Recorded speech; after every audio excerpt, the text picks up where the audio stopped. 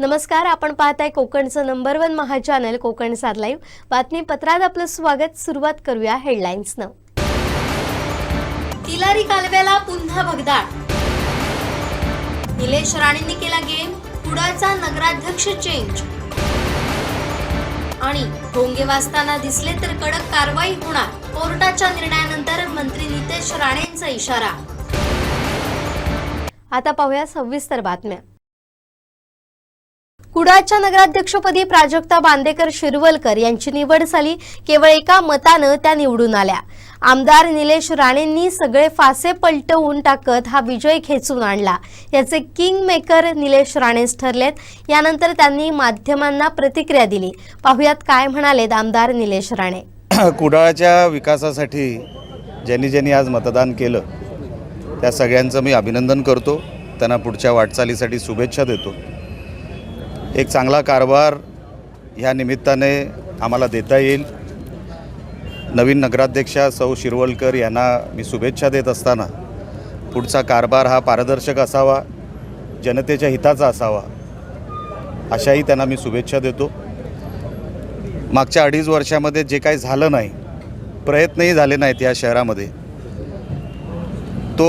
ते चित्र आता मला उलटून 21व्या शतकातलं शहर आपल्या कुडाळातलं दिसावं, असावं, लोकांना ते अनुभवायला मिळावं, यासाठी मी प्रयत्न करणार आहेत। नगराध्यक्षा जे आता नवीन झालेले आहेत त्यांनाही मी हेच सांगेन की आपण पण कुडाळच्या विकासासाठी आपलं योगदान हे जनतेच्या माध्यमातून जनतेने कौतुक करावं, असं योगदान आपलं ह्या शहरासाठी असावं।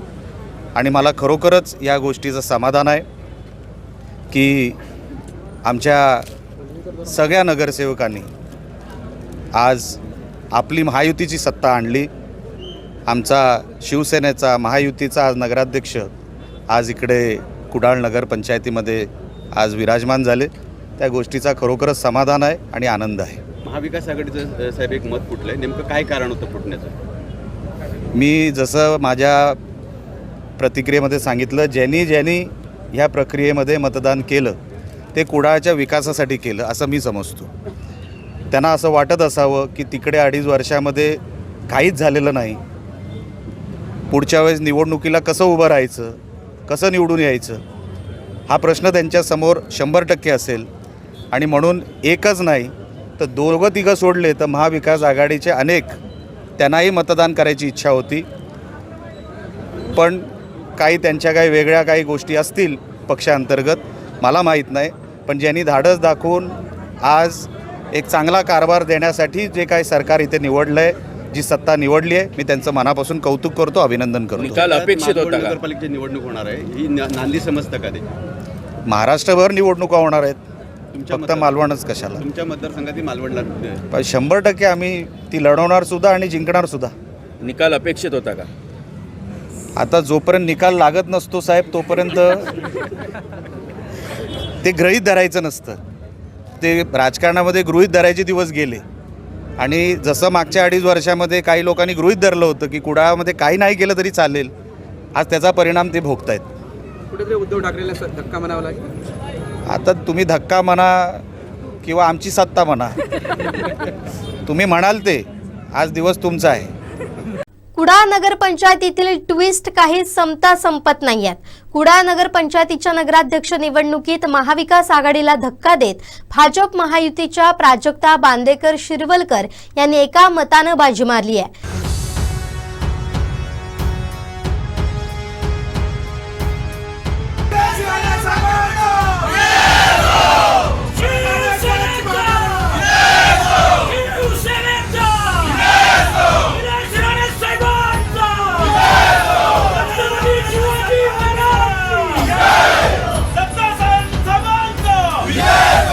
अडीच वर्षांनंतर महायुतीला वर्चस्व सिद्ध करता आलं।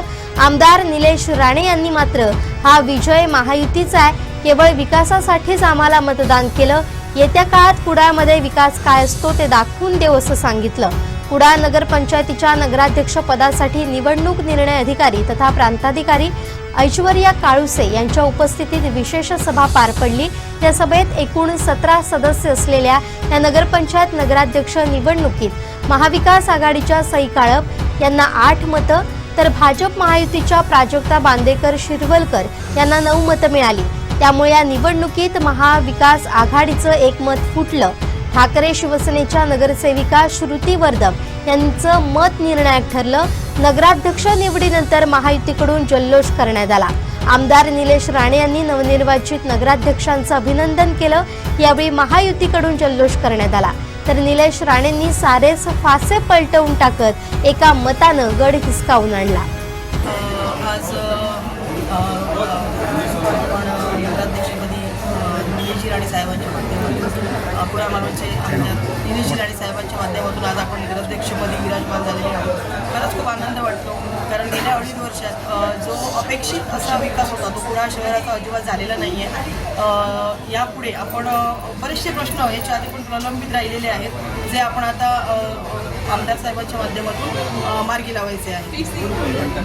आणि आज माझ्या नगरसेवकांचे, माझे सहकारी नगरसेवकांचं मला विशेष सहकार्य लाभलं. आपले पदाधिकारी, महायुतीचे पदाधिकारी चे सगळ्यांचे मी सामंत साहेब असतील, शिरवळकर साहेब असतील, आंग्रे साहेब असतील, सगळ्यांचे धन्यवाद मानते. आणि आज आपण सर्वांना साथ घेऊन इथे विकास करायचा आहे कुडाळ शहराचा. असं तुम्ही नगरसेवकात बसवलं आहे, तुमचा काही विषय आहेत का? असे बरेचसे विषय आहेत जे बोलले होते, पण काहीच त्यांच्या हातात झालेलं नाही आहे. आपण आपलं जे विजन आहे ते आपण लवकरच जाहीर करणार आहोत कुडाळ शहराच्याबद्दलचं. त्यानंतर आपल्याला इकडे ठराविकपणे इकडे ड्रेनेजचा प्रॉब्लेम खूप मोठा आहे. त्याच्यानंतर बरेचसे वाहतूक कोंडी आहे. त्याच्यानंतर आपल्याला बरेचसे असे प्रश्न प्रलंबित राहिले ते आपण करणार आहोत. इथे एक असं म्युझियम आपण आणायचा प्रयत्न करणार आहोत. जलतरण तलाव म्हणा, स्पोर्ट क्लब म्हणा, असे आपण साहेबांच्या माध्यमातून जास्तीत जास्त निधी आणून ते कामं करण्याच्या आणि विकास करण्याचा शहराचा आपण प्रयत्न करणार. सगळ्यात आधी मी आमच्या सहकारी प्राजक्ता बांदेकर उर्फ शिरवलकर यांचं विशेष अभिनंदन करतो की आज कुडाळ सारख्या एका शहराच्या नगराध्यक्षपदी त्या विराजमान झालेल्या आहेत. खरं तर 2016 साली पहिल्यांदा सन्माननीय चव्हाण साहेबांच्या नेतृत्वाखाली या कुडाळ शहराच्या नगरपंचायतीवर त्यांच्या नेतृत्वाखाली आम्ही एक निवडणूक लढवलेली. त्यामुळे गेल्या 8 वर्षापासूनचा अजेंडा होता की भारतीय जनता पार्टीचा नगराध्यक्ष या शहराच्या नगराध्यक्षपदी बसावा. 16 साली दुर्दैवाने आम्हाला काही तसं यश आलं नाही. 2019ला सन्मान्य राणेसाहेब भारतीय जनता पार्टीमध्ये सामील झाले, सगळी मंडळी सामील झाली. त्यानंतर भारतीय जनता पार्टी म्हणून आम्ही एक निवडणूक लढवली आणि थोड्याशा फरकाने, म्हणजे अगदी एका सीटने आम्हाला नगराध्यक्ष बसवता आलं नाही. त्याचं एक शल्य काही दिवस भारतीय जनता पार्टीच्या आणि सगळ्या आमच्या नेत्यांच्या मनामध्ये होतं. आमचे नेते सन्मान्य राणेसाहेब असतील, सन्मान्य चव्हाणसाहेब जे आपले पालकमंत्री होते आणि ज्यांच्या मार्गदर्शनाखाली आम्ही संघटनेचं काम करतो, सन्मान्य नितेशजी राणे पालकमंत्री आत्ताचे, निलेशजी राणे आमचे सगळ्यांचे नेते आणि आमदार, या सगळ्यांच्या मार्गदर्शनाखाली यावेळी आमच्या सगळ्याच कार्यकर्त्यांनी, आमचे रणजित देसाई असतील, संजय वेंगुर्लेकर असतील आणि सगळेच माझे जे काय नगरसेवक होते आणि सगळी जी प्रमुख मंडळी होती, या सगळ्यांनी चांगलं एक नियोजन केलं आणि भारतीय जनता पार्टीचा नगराध्यक्ष या शहराच्या नगराध्यक्षपदी विराजमान झाला. आज भारतीय जनता पार्टीच्या सगळ्या नेत्यांसाठी ही आम्ही दिलेली एक भेट आहे.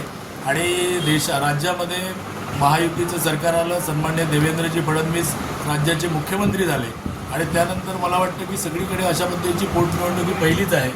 आणि या पोटनिवडणुकीमध्ये भारतीय जनता पार्टीने आपला नगराध्यक्ष बसून महायुतीच्या सगळ्या नेत्यांना आपण एक चांगली भेट या निमित्ताने दिलेली आहे. मी नवीन नगराध्यक्ष, त्यांचे सगळे सहकारी नगरसेवक या सगळ्यांना शुभेच्छा देतो.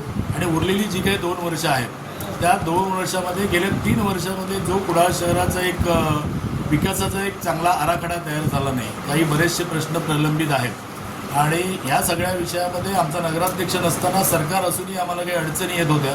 पुढच्या काळामध्ये केंद्रात आमचं सरकार आहे, राज्यात आमचं सरकार आहे आणि नगर पंचायतमध्ये आपली सत्ता आहे. तर या तिहेरी माध्यमातून अत्यंत चांगल्या पद्धतीने कुडाळ शहराचं एक नियोजनबद्ध आराखडा तयार करून जी काही नागरिकांना अपेक्षित कामं आहेत, मतदारांना, आमच्या हितचिंतकांना अपेक्षित कामं आहेत, त्या सगळ्या कामांचा निपटारा आम्ही महायुतीच्या माध्यमातून करू अशा प्रकारचा माझा विश्वास आहे. आणि या सगळ्या कामामध्ये माझे सगळे नगरसेवक असतील, माझे सगळे जिल्ह्याचे पदाधिकारी असतील, महायुतीचे पदाधिकारी असतील, आमदार निलेशजी राणेसाहेब असतील आणि वरची सगळी मंडळी, चव्हाणसाहेब, राणेसाहेब नितेश राणे या सगळ्यांच्या मार्गदर्शनाखाली एक चांगला विकास झालेला, पुढच्या निवडणुकीला सामोरं जाताना एक या शहराचं एक चांगलं रूप, या शहराचं एक चांगल्या पद्धतीने केलेलं नियोजन सगळ्या जिल्ह्याला पाहायला मिळेल अशा पद्धतीच्या माझ्या शुभेच्छा आहेत.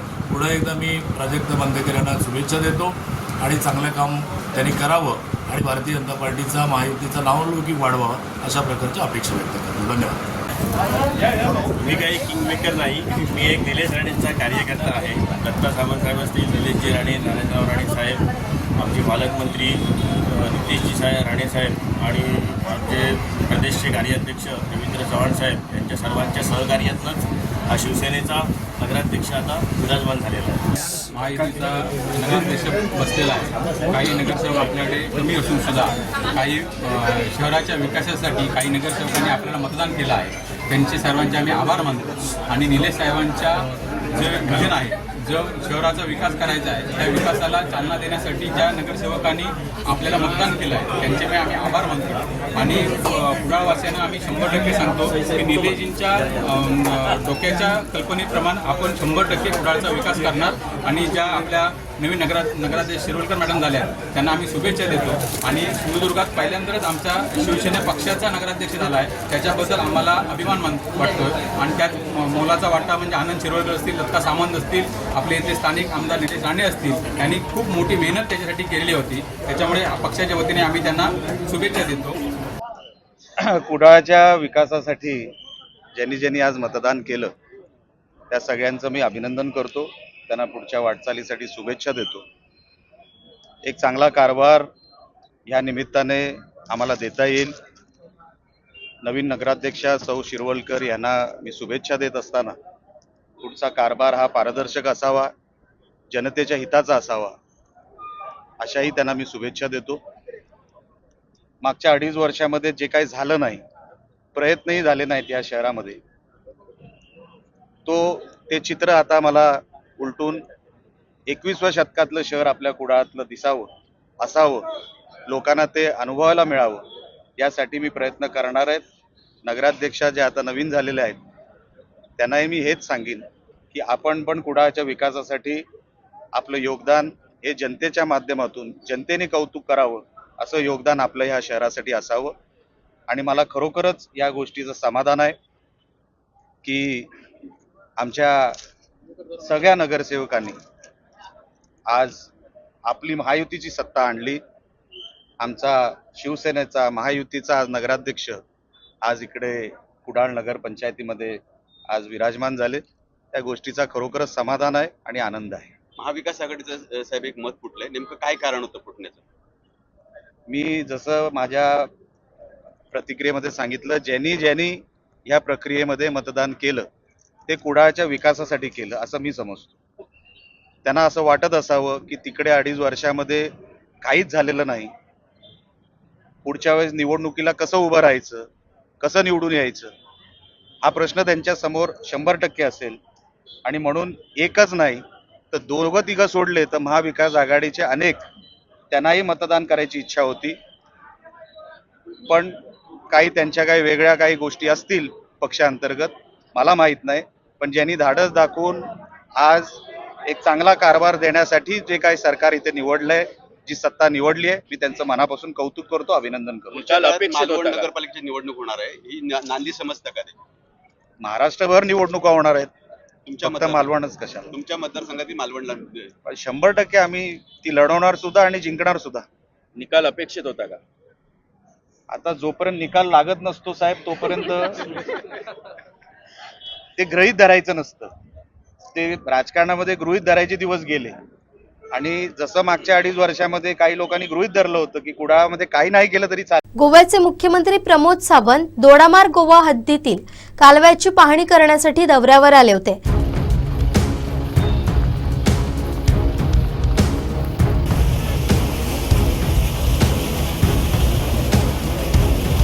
मात्र आजच गोव्याला जाणाऱ्या तिलारीच्या डाव्या कालव्याला भगदाड पडून कालवा फुटण्याचा प्रकार घडलाय. यावेळी मुख्यमंत्री सावंत यांना विचारलं असता तिलारी प्रकल्प हा गोवा आणि महाराष्ट्र यांचा प्रकल्प आहे, त्यामुळे गोव्याच्या धर्तीवर दोडामार्ग तालुक्यातील सर्व कालवे RCC पद्धतीचे करण्यासंदर्भात आपण महाराष्ट्र जलसंपदा विभागाच्या मंत्र्यांशी चर्चा करून लवकरच काम करू असं त्यांनी सांगितलं। यावेळी त्यांच्यासोबत आमदार चंद्रकांत शेट्ये, संजय शेट्ये, गोवा जलस्रोत मंत्री सुभाष शिरोडकर आदी उपस्थित।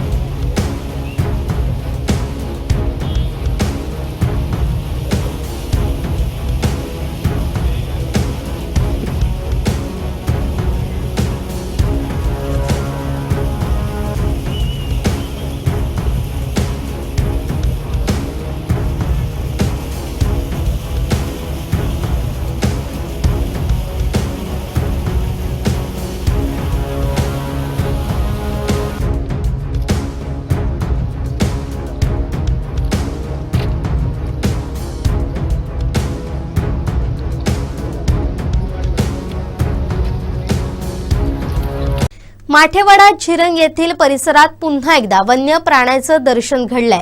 रात्रीच्या सुमारास ही घटना घडली आहे। कुत्र्यांच्या ओरडण्याचा आवाज आल्यानं येथील रहिवाशांनी पाहिलं असता हा प्रकार समोर आलाय। याबाबत येथील रहिवाशांकडून पुष्टी देण्यात आली आहे। सध्या सोशल मीडियावर एक फोटो व्हायरल होत असून या फोटोमुळे हा बिबट्या आहे की वाघ याबाबत मात्र शंका निर्माण झाली आहे। सध्या सोशल मीडियावर एक फोटो व्हायरल होतोय। तो फोटो माठेवाडा येथील असल्याचं सांगितलं जातंय। या फोटोत अंगावर पट्टे दिसत असल्यानं नरेंद्र डोंगर पायथ्याशी माठेवाडा भागात वाघ होता की बिबट्या याबाबत शंका उपस्थित झाली आहे। बिबट्याचा वावर या परिसरात आहे, यापूर्वीही तो सिद्ध झाला होता। कालच्या प्रकाराबाबत वन विभागाला कल्पना दिल्याचं स्थानिकांचं म्हणणं आहे। या घटनेबाबत वन विभागाच्या अधिकाऱ्यांना विचारलं असता ते या घटनेबाबत अनभिज्ञ होते। या परिसरात आपली टीम कार्यरत आहे। बिबट्याचा वावर परिसरात आहे, त्यामुळे बिबट्या असण्याची शक्यता वन अधिकाऱ्यांनी वर्तवली आहे। पट्टेरी वाघाबाबत त्यांनी माहिती घेऊन सांगतो असं सांगितलंय। तसेच या परिसरात वन विभागाची टीम दाखल होणार असून कार्यवाही करणार असल्याचं वन अधिकाऱ्यांनी सांगितलंय। सिंधुदुर्ग जिल्ह्यामध्ये ना मागील 2-3 वर्षांमधून वन्य प्राणीची जे वावर आहे आणि त्यांची मूवमेंट आहे ते गावामध्ये आणि जे शहरी भागामध्ये त्यांची लोकांची समोर येत आहे, म्हणजे ते लोकवस्तीमध्ये येत आहे, असे बरेच कंप्लेंट आमच्याकडे येत होता। त्यामुळे आम्ही लास्ट 15 ऑगस्ट में एक आमचे पूर्ण जिल्ह्यासाठी रेस्क्यू टीम्स तयार केलेला आहे।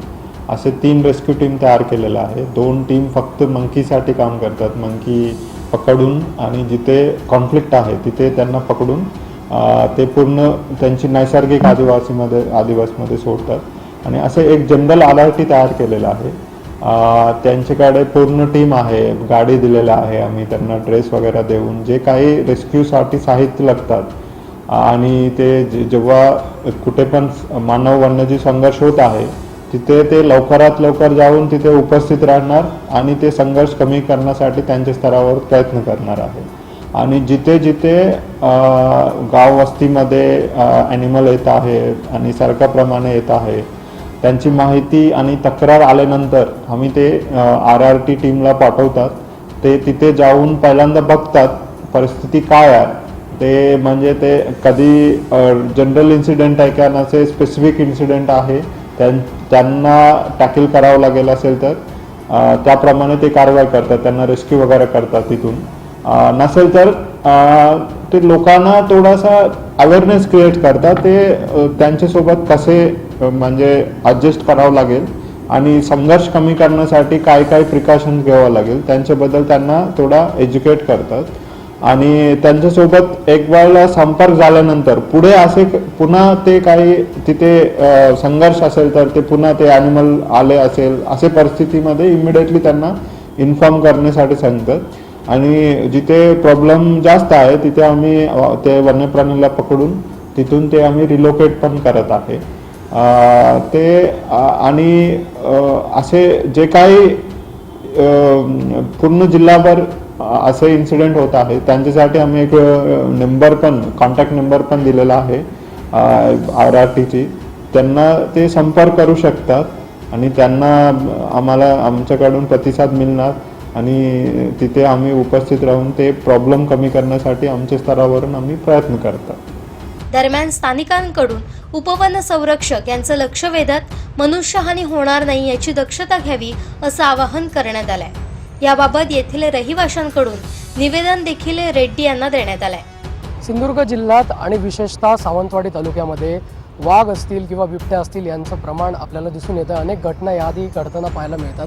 तालुक्यात सुद्धा बिबट्यांकडनं कुत्रे असतील किंवा अन्य जनावरांवर हल्ल्यांचं प्रमाण हे दिवसेंदिवस समोर येतं आहे. सावंतवाडी शहराचा विचार करता सावंतवाडी नरेंद्र डोंगराच्या पायथ्याशी माठेवाडा भागामध्ये बिबट्याचा वावर याआधी दिसून आला होता. कालसुद्धा अशाच पद्धतीनं वन्य प्राणी तिथे आल्याचं समजतं, तिथल्या नागरिकांकडनं सांगण्यात येतं. त्याबद्दलचे काही फोटोसुद्धा सध्या सोशल मीडियावर व्हायरल होत आहे. मात्र त्या फोटोत बघता पट्टेरी वाघ असल्याचं ते दिसून येतं. या फोटोची शाश्वती करण्यासाठी वन विभागाला किंवा वन अधिकाऱ्यांना विचारलं असता कोणत्याही पद्धतीनं त्यांनी त्याबद्दल होकार दर्शवलेला नाही आहे. अशा पद्धतीचे पट्टेरी वाघ या भागात इथपर्यंत येतील असं त्यांच्याकडनं सांगण्यात येत नाही आहे. बिबट्या असण्याची शक्यता त्यांनी सांगितलेली आहे की याआधी बिबट्याचा वावर तिथे असल्यामुळे कदाचित बिबटे तिथे आले असतील असं म्हणणं त्यांचं आहे. तसंच ज्या नागरिकांना अशा पद्धतीनं पटेरी वाघ किंवा अन्य बिबटे दिसतील तर त्यांनी वनविभागाशी संपर्क साधावा असंही आवाहन या निमित्ताने केलेलं आहे. तसंच वनविभागाच्या रेस्क्यू टीमसुद्धा या ठिकाणी कार्यरत आहेत. जिल्ह्यामध्ये अगदी वनमाकडं असतील, त्याचप्रमाणे बिबट्या असतील, वन्य प्राणी असतील यांच्यापासनं मनुष्यांना, शेतकऱ्यांना होणारा जो त्रास आहे तो त्रास कमी करण्यासाठी ग्राउंड लेवलला अगदी रस्त्यावर उतरून वनविभागाची टीम असतील, काही प्राणीमित्र असतील, ही सगळीच माणसं एकत्र येऊन काम करत असल्याची माहिती जी आहे ती उपवन संरक्षक नवल किशोर रेड्डी यांनी या ठिकाणी दिलेली आहे. तसंच त्यांनी आवाहन देखील केलेलं आहे की लोकांच्या सुरक्षितेसाठी आम्ही एक पाऊल नेहमीच पुढे टाकू आणि त्या पद्धतीचं काम देखील या ठिकाणी सुरू आहे. मात्र सावंतवाडी शहरातला जो एक चर्चेतला फोटो सोशल मीडियावर येतोय त्याबद्दल त्यांनी पूर्णपणे इन्कार केला की आपल्याकडे अशा पद्धतीची कोणतीही तक्रार नाही किंवा कोणीही सांगितलेलं नाही की अशा पद्धतीचा वाघ आपण या ठिकाणी पाहिलेला आहे. ज्यावेळी असं कोणतरी सांगेल किंवा फोटो समोर येईल त्यावेळीच त्याबद्दल आपण विश्वासानं सांगू शकू. मात्र सोशल मीडियावर अनेक ठिकाणी पट्टेरी वाघ असल्याचं सांगितलं जातं, मात्र प्रत्यक्षात हे वाघ इतर ठिकाणी असल्याचंही त्यांनी या ठिकाणी नमूद केलं आहे. आणि तसंच नागरिकांनी किंवा ग्रामस्थांनी घाबरून न जाता वनविभागाशी संपर्क करावा असं आवाहन देखील या निमित्तानं उपवन संरक्षकांनी केलेलं आहे. Video journalist Sahil दैभावकरसह Vinayak Gawas, Konkan 7 live, Sawantwadi. आता विचारते बोगस काम करून रस्ता खराब झाल्यानं नागरिकांच्या जन आक्रोशास प्रशासनाला सामोरं जावं लागत होतं. यानंतर भानावर आलेल्या प्रशासनानं अन ठेकेदारानं पुन्हा एकदा धूळफेकीचा प्रकार केलाय. संपूर्ण बाजारपेठ धुळीत मिळवल्यानंतर आता शहरही धुळीत घातलं गेलंय. हक्काचे सेवक पालिकेत नसल्यानं नागरिकांना वाली उरले नाही. त्यात आता गॅस पाईपलाईनसाठी खोदलेले चर ठीक करताना बोगस काम करत धुळीचं साम्राज्य पसरवण्याचं काम केलं गेलंय. यामुळे प्रवाशांना नाहक त्रास सहन करावा लागतोय.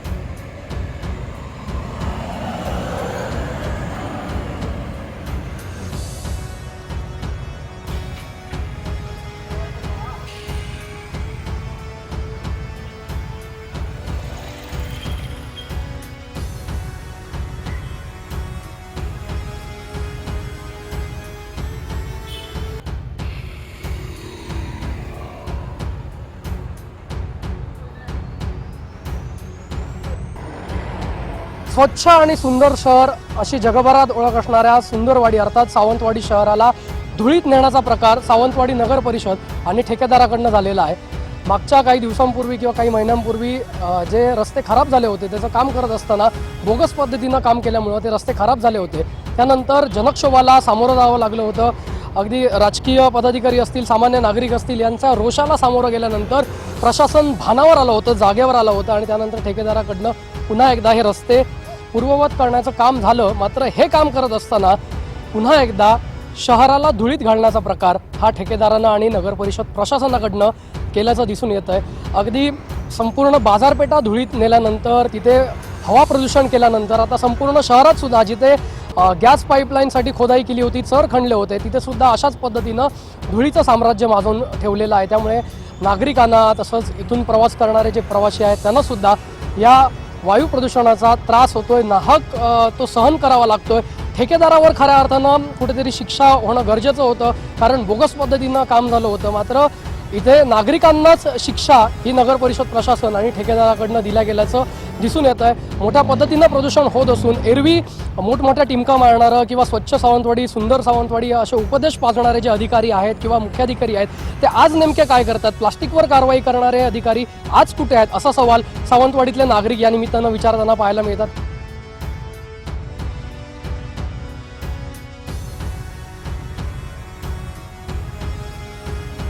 अपघाताला खुलं आमंत्रण मिळत असून वायू प्रदूषणामुळे नागरिकांचं आरोग्य धोक्यात आलंय.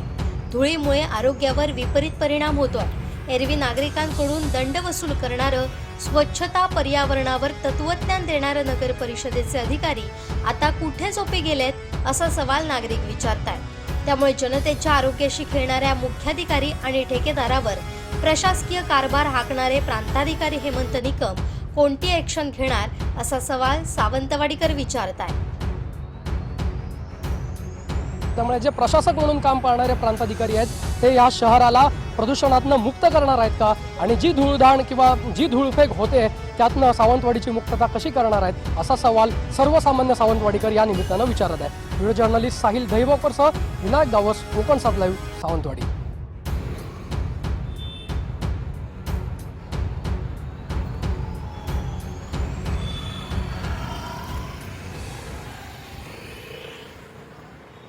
मनुष्य वस्तीमध्ये वन्य प्राणी वावराबाबत आलेल्या तक्रारीनंतर वन विभागाकडून रेस्क्यू टीम कार्यान्वित करण्यात आल्या.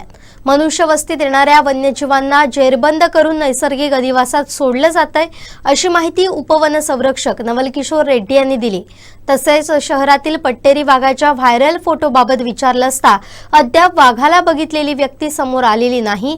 बिबट्यांचा वावर या भागात असून त्यासाठी वन विभागाची टीम या ठिकाणी कार्यरत आहे असं रेड्डी म्हणाले. सिंधुदुर्ग जिल्ह्यामध्ये ना मागील 2-3 वर्षामधून वन्य प्राणीची जे वावर आहे आणि त्यांची मूवमेंट आहे ते गावामध्ये आणि जे शहरी भागामध्ये त्यांची लोकांची समोर येत आहे, म्हणजे ते लोकवस्तीमध्ये येत आहे असे बरेच कंप्लेंट आमच्याकडे येत होता. त्यामुळे आम्ही लास्ट 15 ऑगस्ट मे एक आमचे पूर्ण जिल्ह्यासाठी रेस्क्यू टीम्स तयार केलेला आहे. असे 3 रेस्क्यू टीम तयार केलेला आहे. 2 टीम फक्त मंकीसाठी काम करतात, मंकी पकडून आणि जिथे कॉन्फ्लिक्ट आहे तिथे त्यांना पकडून ते पूर्ण त्यांची नैसर्गिक आदिवासमध्ये सोडतात. आणि असे एक जनरल अलर्टी तयार केलेला आहे.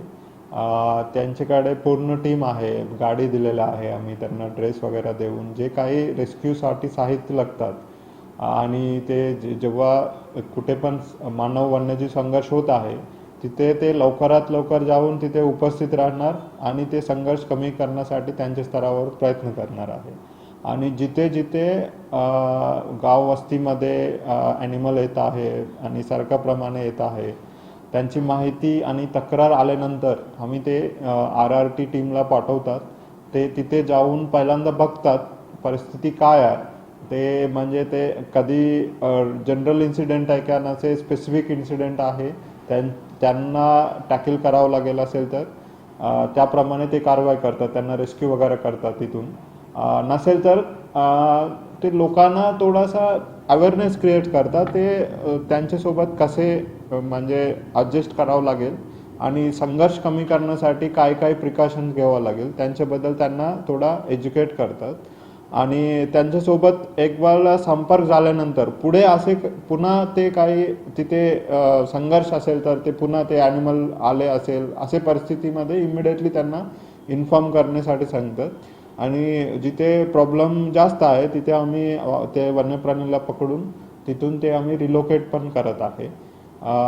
ते आणि असे जे काही पूर्ण जिल्हाभर असे इन्सिडेंट होत आहे त्यांच्यासाठी आम्ही एक नंबर पण कॉन्टॅक्ट नंबर पण दिलेला आहे RRTची. त्यांना ते संपर्क करू शकतात आणि त्यांना आमच्याकडून प्रतिसाद मिळणार आणि तिथे आम्ही उपस्थित राहून ते प्रॉब्लेम कमी करण्यासाठी आमच्या स्तरावरून आम्ही प्रयत्न करतात. कुडाळ नगराध्यक्षपदी प्राजक्ता बांदेकर यांची निवड झाली आहे। ही निवड आमदार निलेश राणेंचा चमत्कार आहे, अशी प्रतिक्रिया शिवसेना नेते दत्ता सामंत यांनी दिली आहे। पाहुयात काय म्हणाले दत्ता सामंत। कुडाळ नगरपंचायती वरती आज महायुतीचा नगराध्यक्ष विराजमान झालेला आहे। हा नगराध्यक्ष विराजमान होताना आमचे महायुतीचे नेते महाराष्ट्र राज्याचे मुख्यमंत्री देवेंद्र फडणवीस असतील, आमचे पक्षप्रमुख आणि मुख्यमंत्री आदरणीय शिंदेसाहेब असतील, आमचे शरणस्थान सन्माननीय खासदार राणेसाहेब असतील, आमचे या जिल्ह्याचे पालकमंत्री नितेशजी राणेसाहेब असतील आणि नवनिर्वाचित आमदार ज्यांच्यामुळे हा चमत्कार घडला आहे ते कुडाळ मालवणचे लोकप्रिय आमदार निलेशजी राणे आणि सर्व महायुतीचे पदाधिकारी, कार्यकर्ते आणि सर्व नगरसेवक यांच्या सहकार्यातून आज हे नवीनच पुन्हा एकदा या कुडाळ नगरपंचायतीवरती आमचा नगराध्यक्ष या ठिकाणी विराजमान झालेला आहे। या सर्वच मंडळीने योग्य ते सहकार्य केले, प्रयत्न केले आणि सर्व नगरसेवकांनी आशीर्वाद देऊन आमच्या नगराध्यक्षपदी आमच्या शिरवळकर यांना या ठिकाणी विराजमान केलेलं आहे। येणाऱ्या काळामध्ये आमच्या नगराध्यक्षा सर्वांना विश्वासात घेऊन, सर्व आमच्या नेते मंडळाला विश्वासात घेऊन, त्यांच्या सर्व सहकार्यांना विश्वासात घेऊन योग्य प्रकारे या कुडाळ पंचायतीचं या ठिकाणी काम पाहतील, काम करतील। जे काही प्रश्न त्या ठिकाणी राहिलेले आहेत कुडाळ शहराचे ते विकासाकडे नेण्यासाठी आज आपल्याकडे केंद्र सरकार आपल्याकडे आहे, राज्य सरकार आपल्याकडे आहे, आपले हक्काचे पालकमंत्री या ठिकाणी आहेत, हक्काचे आमदार आहेत, हक्काचे खासदार आहेत आणि महाराष्ट्राला आता आमच्या भाजपचे कार्याध्यक्ष म्हणून रवींद्र चव्हाण साहेब सुद्धा लाभलेले आहेत। हे सगळी सत्तेची दारं आज आमच्याकडे आहे आणि अशा परिस्थितीत आज आमच्याकडे नगराध्यक्ष म्हणून विराजमान झालेले आहेत। भविष्यकाळात या कुडाळवासीयांना विकास पाहायला मिळेल आणि निलेशजी राणे यांचं ध्येय आहे, ते मिशन त्यांचं आहे की नगरपंचायत कशी असावी, नगर शहर कसं असावं या प्रकारचा दृष्टिकोन आहे बघण्याचा। त्याप्रमाणे त्यांच्या आपल्या संकल्पनेतून हे कुडाळ शहर अतिशय डेव्हलपमेंटकडे नेताना आपल्याला इथले आमदार आपल्याला पाहायला मिळतील आणि हे सगळं घडत असताना मी आमचे आंग्रे साहेब असतील, माझे मित्र आनंद शिरवळकर असतील, मी आनंद शिरवळकरचा सुद्धा खास अभिनंदन करतो।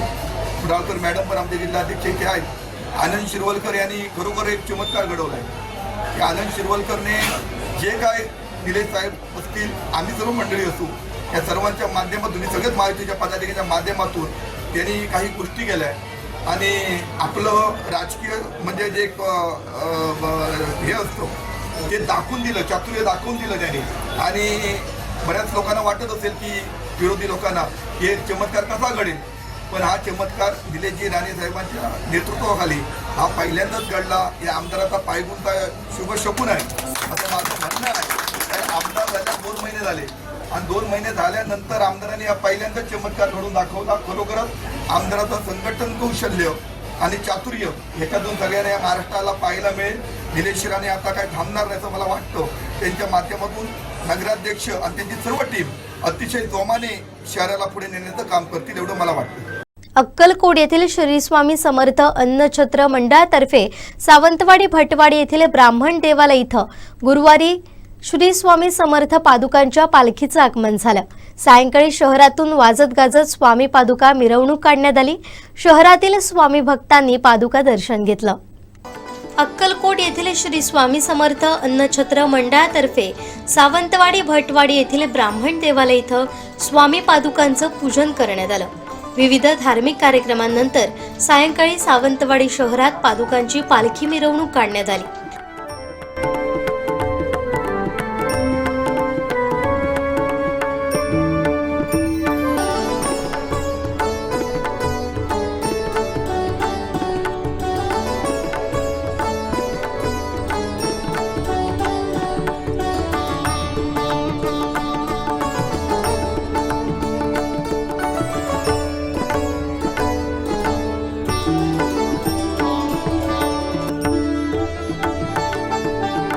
रात्री निरवडे येथील दशावतार नाट्य मंडळाचा नाट्यप्रयोगाचं आयोजन करण्यात आलं होतं। सालाबाद प्रमाणे मोठ्या उत्साहात हा स्वामी पादुका दर्शन सोहळा पार पडला।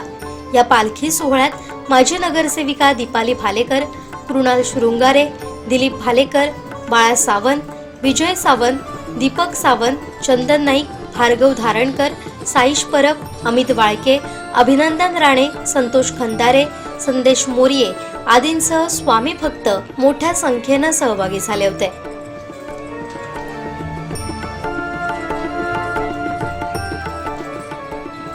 उद्धव ठाकरे औरंगजेब फॅन क्लबचे प्रमुख दगाबाज नेते आहेत अशी जहरी टीका मंत्री आशिष शेलार यांनी मालवणात केली आहे. उद्धव ठाकरे एकटेच राहणार आहेत आणि शोलेतल्या असराणीची जी स्थिती ती उद्धव ठाकरेंची होणार आहे.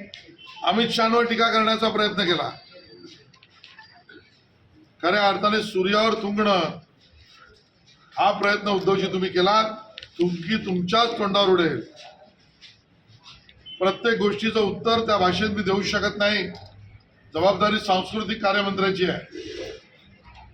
पण वळ कुठे कुठे निघतील म्हणाले उद्धवजी, तर मुंबईकर जनतेने आणि महाराष्ट्राने या विधानसभा निवडणुकीत जे काही तुमच्यावर पराभवाचं त्या ठिकाणी पराभव लादला त्याचे वळ तुमच्या शरीराच्या कुठल्या भागावर उठले आहेत हे जरा आरशात बघा असं सांगण्याची उद्धवजी आज वेळ आलेली आहे.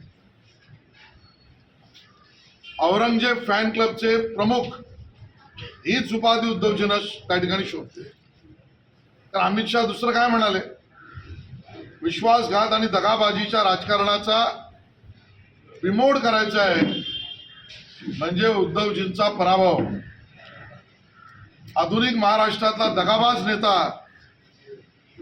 म्हणून जर कोणाचं नाव समोर येईल तर ते उद्धव ठाकरे यांचे. ते ज्यांच्याकडनं आजकाल शिकवणी घेत आहेत ते 1978 पासून शरद पवार साहेब दगाबाजीचं राजकारण करतायत. पण आताच्या महाराष्ट्राचा दगाबाज नेता हे उद्धव ठाकरे आहेत. कारण 2014ला वेगळं लढून त्या ठिकाणी आम्हाला बरोबर घ्या म्हणून झोळी पसरवत ते आले. 2019ला एकत्र लढून स्वार्थासाठी दगाबाजी केली. बरं, उद्धवजींची दगाबाजी आणि औरंगजेब फॅन क्लबचे नेतृत्व ते सोडत नाही. कारण आम्हाला कोणाच्या परिवारात जायचं नाही, पण स्वतः त्यांच्या सख्या भावाने उच्च न्यायालयात किंवा अन्य न्यायालयामध्ये त्यांचे पिताश्री हिंदुहृदय सम्राट बाळासाहेब ठाकरे यांनी केलेल्या विल बद्दल दगाबाजी केली म्हणून कोर्टात सख्खा भाऊ गेला. मित्रांशी राजकारणात आमच्याशी दगाबाजी केली, पित्याच्या प्रॉपर्टी बद्दल सख्या भावाशी दगाबाजी केली. स्वतःच्या राजकीय स्वार्थासाठी त्या ठिकाणी सतत शिवसेना वाढीचे प्रयत्न करणाऱ्या चुलत भाऊ राज ठाकरे यांच्याशी दगाबाजी केली. आणि कुटुंब प्रमुख म्हणून मनवणारे उद्धवजी यांनी स्वतःच्या सवयनी यांना घराबाहेर काढून त्यांच्याशी दगाबाजी केली. बरं, दगाबाजीचं हे तंत्र आता थांबलेलं नाही. हे जे वाक्य आहे ना, वेळ आल्यावर एकटा लढण्याचा निर्णय घेऊ, ही सुद्धा महाराष्ट्र विकास आघाडीशी त्यांच्या दगाबाजीचा प्रयत्न आहे. म्हणजे आज त्यांना सांगायला तयार नाहीत ते की आम्ही वेगळे लढू, तुम्ही वेगळे लढा. त्यांना परत दगा द्यायचा म्हणून योग्य वेळेपर्यंत म्हणून त्यांना खेचत आणायचं. निवडणुकीच्या तोंडावर त्या काँग्रेसला, पवार साहेबांना, अन्य पक्षांना दगा द्यायचा. आणि म्हणून अशा दगाबाज नेतृत्वाला मुंबई महापालिकेतल्या कमिशनवर चालणाऱ्या या उद्धवजीच्या नेतृत्वाला मुंबईतील जनता मूठ माती देईल. पाठ दाखवण्याचा इतिहास आमचा नाही, अमित शहांचा तर कधीच नाही. तिलारी कालवा प्रकरणी पालकमंत्री नितेश राणेंनी ठेकेदारांना इशारा दिलाय. निकृष्ट काम करणाऱ्या ठेकेदारांना यापुढे ब्लॅकलिस्ट करणार असल्याचं ते म्हणाले. जनतेसाठी आमचं सरकार आणि प्रशासन आहे. असं कोणीही निकृष्ट दर्जाचं काम कोण करत असेल, काम मिळवण्यासाठी हेलपाटा मारायच्या आणि काम मिळाल्यानंतर अशा पद्धतीचं अगर काम होत असेल आणि त्याबद्दल तक्रारी असतील तर प्रशासनाला सांगून ब्लॅकलिस्टेड करण्याचं काम किंवा आता एकंदरीत त्या पद्धतीची मोहीमच चालू झाली पाहिजे. कारण का काय होतं, रस्ते असतील, डॅम असतील, विविध कामामध्ये मिळवण्यासाठी कॉन्ट्रॅक्टरांचे मोठ्या मोठ्या रांगा लागतात आणि काम मिळाल्यानंतर ते काम साधा एक पावसाळा पण बघत नाही. नुसतं ह्या कालव्या संदर्भात नाही, रस्त्या संदर्भात पण असे काही कॉन्ट्रॅक्टर आहेत जे इकडे तिकडे आजूबाजूला आमच्या सगळ्या औरज आजूबाजूला फेरफटका मारतात काम मिळवण्यासाठी आणि मिळाल्यानंतर काम एवढ्या खालच्या दर्जाचे करतात की एक पावसाळ्यापर्यंत टिकत नाहीत आणि त्याचा परिणाम राजकीय पक्ष म्हणून आम्हाला भोगायला लागतात. म्हणून असे जे आहेत, आता हे तर एक उदाहरण दिलं, असंख्य उदाहरणं जिथे जिथे ह्या पद्धतीची मस्ती होते त्या प्रत्येकावर कारवाई होणार, कोणालाही सोडणार नाही. एवढं मी तुम्हाला या निमित्ताने सांगेन. जनतेचा पैसा आणि जनतेच्या आयुष्याबरोबर कोणीही खेळत असेल तर त्याला अशी शिक्षा दिली जाईल की परत अशा पद्धतीची मस्ती करण्यापेक्षा कोण थरथरेल, एवढी मी जनतेला विश्वास देईन. याच कालव्याचा परिणाम गोव्यात देखील होतो. गोव्याच्या मुख्यमंत्र्यांनी तिथे भेट दिलेली आहे, कारण गेली 6 महिने जेव्हा काम सुरू होतं करून चांगली गोष्ट आहे. त्या संबंधित आमचंही लक्ष आहे. मी पण तिथे स्वतः पालकमंत्री जाईल, दीपक केसरकर साहेब पण स्थानिक आमदार म्हणून तिथे जातील. शेवटी तो जो प्रकल्प आहे तो महाराष्ट्र, सिंधुदुर्ग आणि गोव्याचा दृष्टिकोन महत्वाचा आहे आणि तिथे अशा पद्धतीचे अगर कोणी निकृष्ट दर्जाचं काम करत हिंमत करत असेल ना, ते हिंमत आणि कंबरडं कसं तोडायचं हे आता येणाऱ्या कृतीतून आम्ही तुम्हाला दाखवू. पहिल्या टप्प्यात जिल्ह्यातील 4 नद्यांचा गाळ काढण्यात येणार आहे. याचा शुभारंभ 1 फेब्रुवारीला होणार आहे. त्यासाठी खासगी ठेकेदारांची मदत घेणार असल्याची माहिती पालकमंत्री नितेश राणेंनी दिली. बैठकीमध्ये जेव्हा मी पहिल्यांदा पालकमंत्री म्हणून सिंधुदुर्ग जिल्ह्यामध्ये आलो होतो तेव्हा मी गाळ संदर्भात बैठक घेतलेली, गाळ संदर्भात बैठक घेतली आणि तेव्हाच मी आपल्या सगळ्यांना जाहीर केलेलं की मी येणाऱ्या 24 तारखेला दुसरी बैठक माझी होईल आणि निर्णय त्या संदर्भात घेतला जाईल आणि कुठून हे मोहीम आम्ही गाळ काढण्याची जी जिल्ह्यामध्ये आम्ही मोहीम सुरू करणार आहोत त्या संबंधित आम्ही प्राधान्यक्रम ठरवलेले आहेत. साधारण आम्ही क्रायटेरिया असा धरलाय किंवा बेस असा धरलाय की गेल्या 2-3 वर्षामध्ये मोठा पाऊस पडल्यानंतर, पूर परिस्थिती निर्माण झाल्यानंतर कुठे कुठे ही पूर परिस्थिती निर्माण झाली होती, कुठल्या कुठल्या भागामध्ये झाली होती, त्याची एकंदरीत माहिती मी संबंधित डिपार्टमेंटला घ्यायला लावली आणि मग त्याच भागांमध्ये पहिलं आपलं हे काम सुरू करायचं गाळ उपसण्याचं, जेणेकरून त्याचा इफेक्ट, त्याचे परिणाम आपल्याला येणाऱ्या पावसाळ्यामध्ये आपल्याला मिळतील आणि नागरिकांना त्याचा फायदा होईल. जसं हा कार्यक्रम जाहीर केल्यानंतर असंख्य लोकांचे, जिल्हाभरचे निवेदनं माझ्यापर्यंत आलेले आहेत.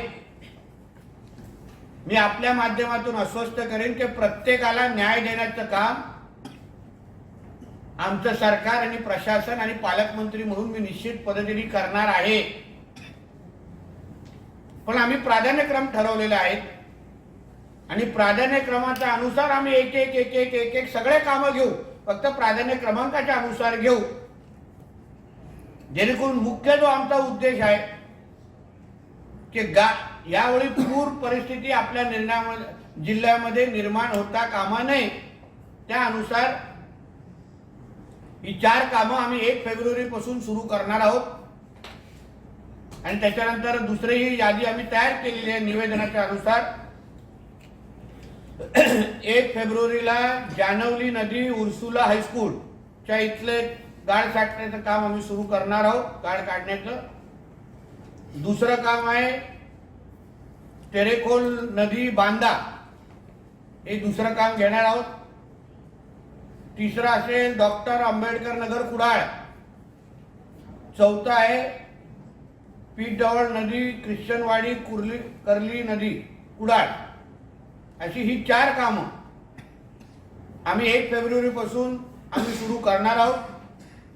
येणाऱ्या 26 तारखेला आपल्याला उर्वरित यादी पण आम्ही जाहीर करू, जेणेकरून पुढची कामं टोटल अशी 9 स्पॉट आम्ही आयडेंटिफाय केले आहेत, ज्याच्यामुळे पूर परिस्थिती बऱ्यापैकी नियंत्रणात येईल. जिल्हा नियोजनमध्ये उपलब्ध असलेली निधी जवळपास 2 कोटी आहे आणि जादा 1-2.5 कोटीची निधी म्हणजे 4.5 कोटीची निधी आपल्याला ह्या कामाच्या दृष्टिकोनातून लागणार आहे. ती उपलब्ध कशी करायची त्या संबंधित मी आणि कलेक्टर आम्ही त्याच्यावर काम करणार आहोत. पण मी एक सूचना जिल्हा प्रशासनाला अशी दिलेली आहे की सगळंच काय शासनाच्या पैशावर अवलंबून न राहता आपण PPP म्हणजे पब्लिक प्रायव्हेट पार्टनरशिप या माध्यमातून ह्या गाळ काढण्याचा कार्यक्रम आपण घ्यावा अशी मी सूचना दिल्या आहेत. त्याच अनुसार आम्ही क्रीडाईशी बोलणार आहोत. क्रीडाईमध्ये जे व्यावसायिक आहेत आमच्या जिल्ह्यातले त्यांना आम्ही विश्वासात घेऊन त्यांनाही रेतीची गरज लागते. मग त्यांनी त्यांची मशिनरी लावून या संबंध आता काय होणार जेव्हा आपण गाळ काढू तर हे सगळं तिकडेच साठलं जाईल. त्याच्यामुळे दुर्गंधी आणि विविध गोष्टींचा प्रश्न निर्माण होते. म्हणून आम्ही तोडगा काय काढला यापेक्षा व्यावसायिकांशी बोलावं. जिल्ह्यातले जे दोन मोठे 2-3 कामं चालू आहेत रस्त्यांची किंवा अन्य विषयाची जी कामं चालू आहेत त्या कॉन्ट्रॅक्टरांशी कलेक्टर स्वतः बोलतील. त्यांनाही या सगळ्या रीतीची आणि ह्याची गरज भासेल. मग त्यांना ह्या कामामध्ये सामावून घ्यायचं, त्यांच्या मशिनरी वापरायच्या जेणेकरून शासनाचे पैसे आपल्याला कमी लागणार आणि त्यांनाही त्यांचंही काम होईल आणि आपलंही गाळ काढण्याचं काम होईल जेणेकरून सगळ्यांचाच फायदा या निमित्ताने होणार. दत्ता तिथं सत्ता हे उद्धव ठाकरेंचं वाक्य आहे. आता मला त्याचं श्रेय मिळतंय. नारायण राणेंसमोर घडलेला तो किस्सा पहिल्यांदाच दत्ता सामंत यांनी कोकण सात लाईव्हशी बोलताना सांगितलाय. कुडाळ नगराध्यक्ष पदाच्या निवडीनंतर ते बोलत होते. पाहुयात दत्ता तिथं सत्ता हे समीकरण कसं घडलं. पहिल्यांदा एका खोलाच करतो. दत्ता तिथे सत्ता नाही, कदाचित देवाचं नाव दत्ता असेल. मला त्याचं श्रेय मिळत असेल, पण मी नाव कसं पडलं ते मी तुम्हाला आज स्पष्टीकरण करतो. ज्यावेळी मी शिवसेनेचा तालुका प्रमुख होतो आणि ते उद्धव ठाकरे SP ठाकरे हे सिंधुदुर्ग किल्ल्यावरती जायला आले होते आणि जेटीवरती आम्ही सर्वजण उभे होतो. त्यावेळी राणे साहेब सर्वांची ओळख करून देत होते की हा अमुक पदाधिकारी, हा अमुक पदाधिकारी, हा अमुक पदाधिकारी. त्यावेळी माझ्या जवळ माझा नंबर ज्यावेळी आला तर उद्धव ठाकरेंनी माझ्या पाठीवरती हात मारली आणि म्हणाले दत्ता तिथे सत्ता. मी म्हटलेलं नाही, ते उद्धव ठाकरेंनी मला राणे साहेबांनी बोलायच्या आधीच सांगितलं पाटील दत्ता तिथे सत्ता. हे वाक्य उद्धव ठाकरे साहेबांचं आहे. तर ते त्याचं यश त्यांच्या काय म्हणजे एखादा शुभ शकून असेल कदाचित, म्हणजे एखादा आशीर्वाद देतो तसा तू कोणीतरी म्हटलं असेल, त्यामुळे कदाचित त्याचा श्रेय मला मिळत असेल. त्यामुळे माझं याच्यात काय नाही. सर्व जी मंडळी आहे आज जी काम आहे, आमचे आमदार आहेत, आमचे सर्व महायुतीचे नेते मंडळी आहे. आता तुम्ही सांगा इथे महायुतीची आमचं आनंद शिरवलकर किंवा त्यांची मिसेस, परंतु चव्हाण साहेबांनी आमच्या सहकार्य केलं, सर्व माहितीच्या नगरसेवांनी सहकार्य केलं, आमचे पालकमंत्री नेतेजी राणे असतील त्यांनी सहकार्य केलं. म्हणजे या सगळ्यांच्या सहकार्यातून हा आजचा गोड जो दिवस झाला आम्हाला सर्वांना अनुभवाला मिळतोय, त्या सगळ्यांच्या सहकार्यातून मिळतोय. त्यामुळे हे जे गोड वातावरण आहे हे 100% शहराला पुढेपर्यंत गोडच राहील अशी माझी अपेक्षा आहे. 35 वर्ष झालेलं तिलारी प्रकल्पाचे जुने कालवे आता शेतकरी नागरिकांच्या जीवावर बेतले. तिलारीच्या उजव्या कालव्याला घोडगेवाडी इथं जलवाहिनी कोसळून 2 दिवस झालेत आणि कुडासे धनगरवाडी कालव्याला भगदाड पडलाय. यात लाखो लिटर पाणी वाया जाऊन शेतकऱ्यांचं मोठं नुकसान झालंय. यावेळी कार्यकारी अभियंता विनायक जाधव आणि शेतकरी यांच्यात चांगलीच शाब्दिक चकमक झाली. हे काम निकृष्ट दर्जाचं असल्यानंच हा प्रकार घडल्याचा आरोप शेतकऱ्यांनी केलाय. या घटनेला तिलारी प्रकल्पाचे अधिकारीच जबाबदार आहेत. त्यामुळे या अधिकारी कर्मचाऱ्यांवर मनुष्यवधाचा गुन्हा दाखल करा अशी मागणी करण्यात आली आहे. 2 घरं का 3 घरं बाधित आहेत आणि एक शेतकरी 5 का 6 शेतकरी पाहणी करा. तुम्ही त्यांची पाहणी करा सर. पाणी अडवताना त्याची परिस्थिती हे बघा काय आली. तिच्या बाईक यांच्या आईने पाणी घरातलं असं इकडे टर्न केलंय, फिरवलंय, रस्त्यावर आणलंय पाणी तिच्या घरात जाताना.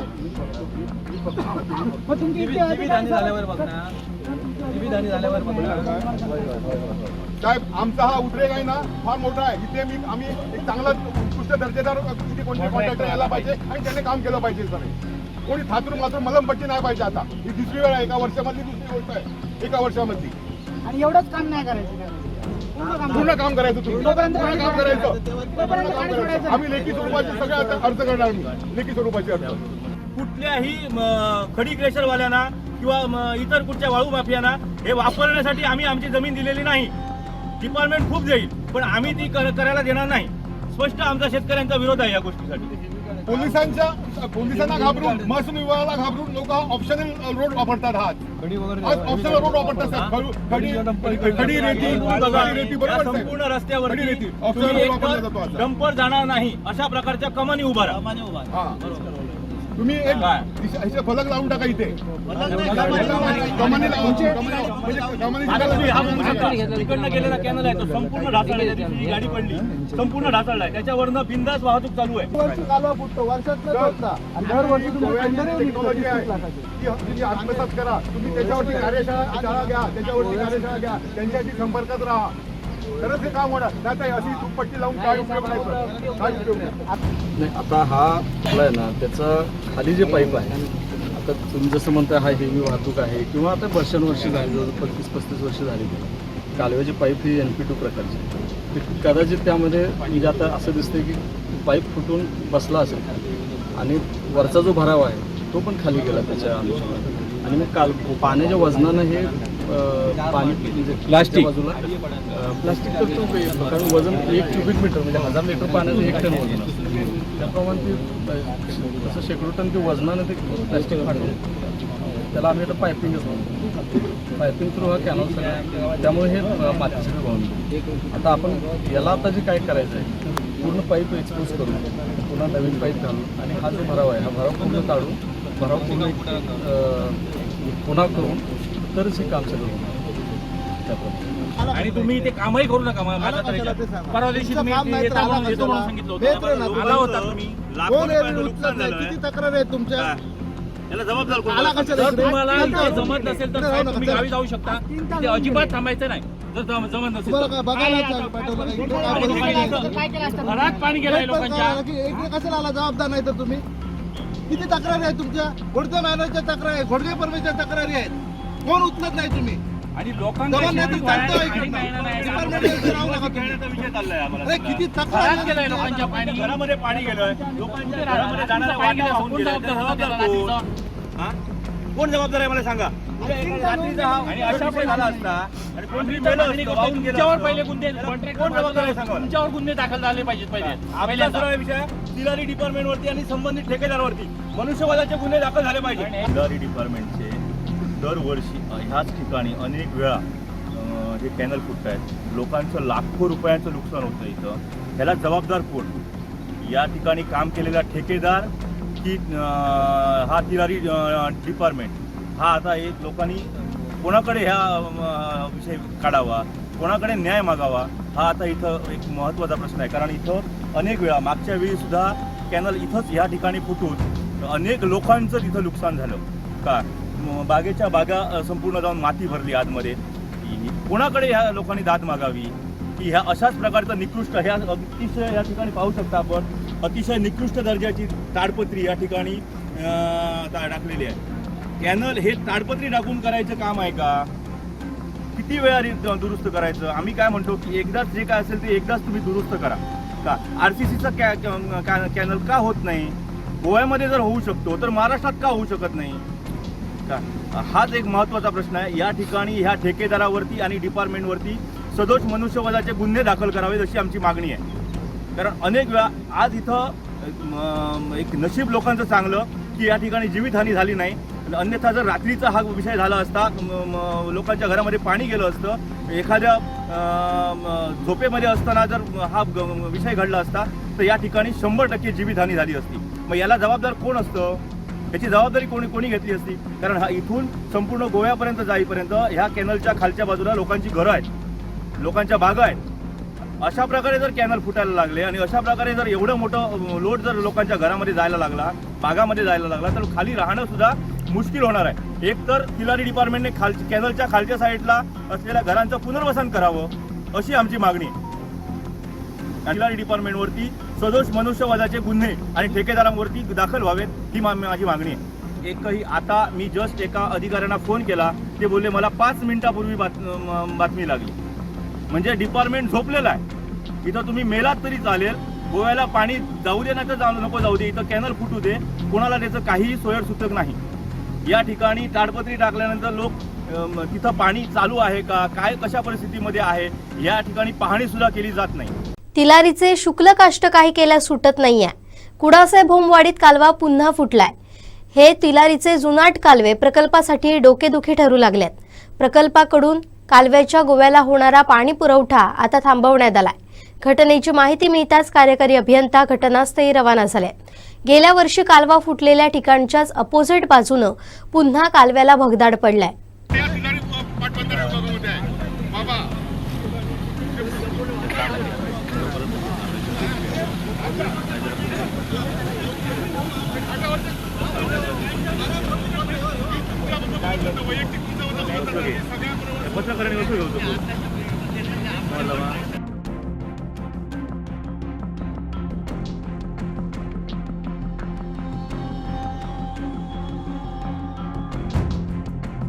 असा खाली डायरेक्ट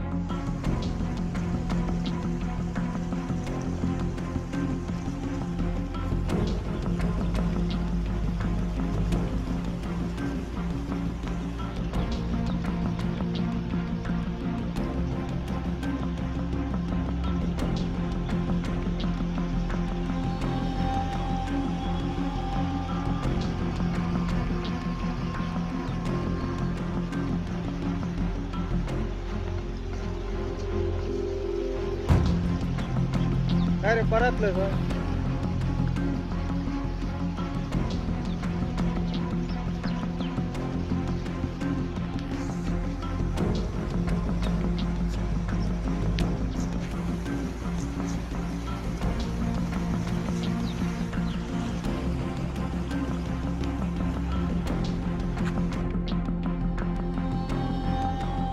लोककला जिवंत राहण्यासाठी राजाश्रय मिळणं गरजेचं असतं.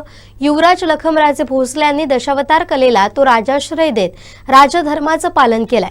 माहिती तंत्रज्ञानाच्या जगात गंजिफासह दशावतार कला जगासमोर मांडण्याची गरज आहे. त्यासाठी महाराष्ट्र सरकार कटिबद्ध असून दशावतार कलेला अग्रस्थानी आणणार असल्याचं प्रतिपादन राज्याचे माहिती तंत्रज्ञान आणि सांस्कृतिक मंत्री आशिष शेलार यांनी केलंय.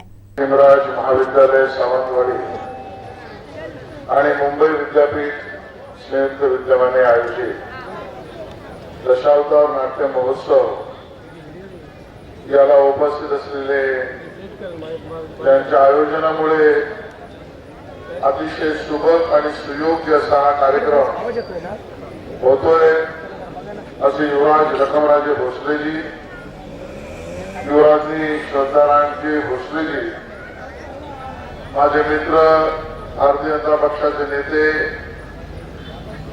उपाध्यक्ष प्रदेश अतुल राजशेखरजी, जिल्हाध्यक्ष प्रभाकर सावंतजी, ॲडव्होकेट श्याम सावंत, प्राचार्य भारमल सर, डॉक्टर सावंत, मनोज नाईक, अजय गोंदावळे, राजू राऊल, प्राध्यापक जयप्रकाश सावंत, डॉक्टर ठाकरे सर, दादा मडदेकर आणि उपस्थित बंधू भगिनी आणि मातांनो,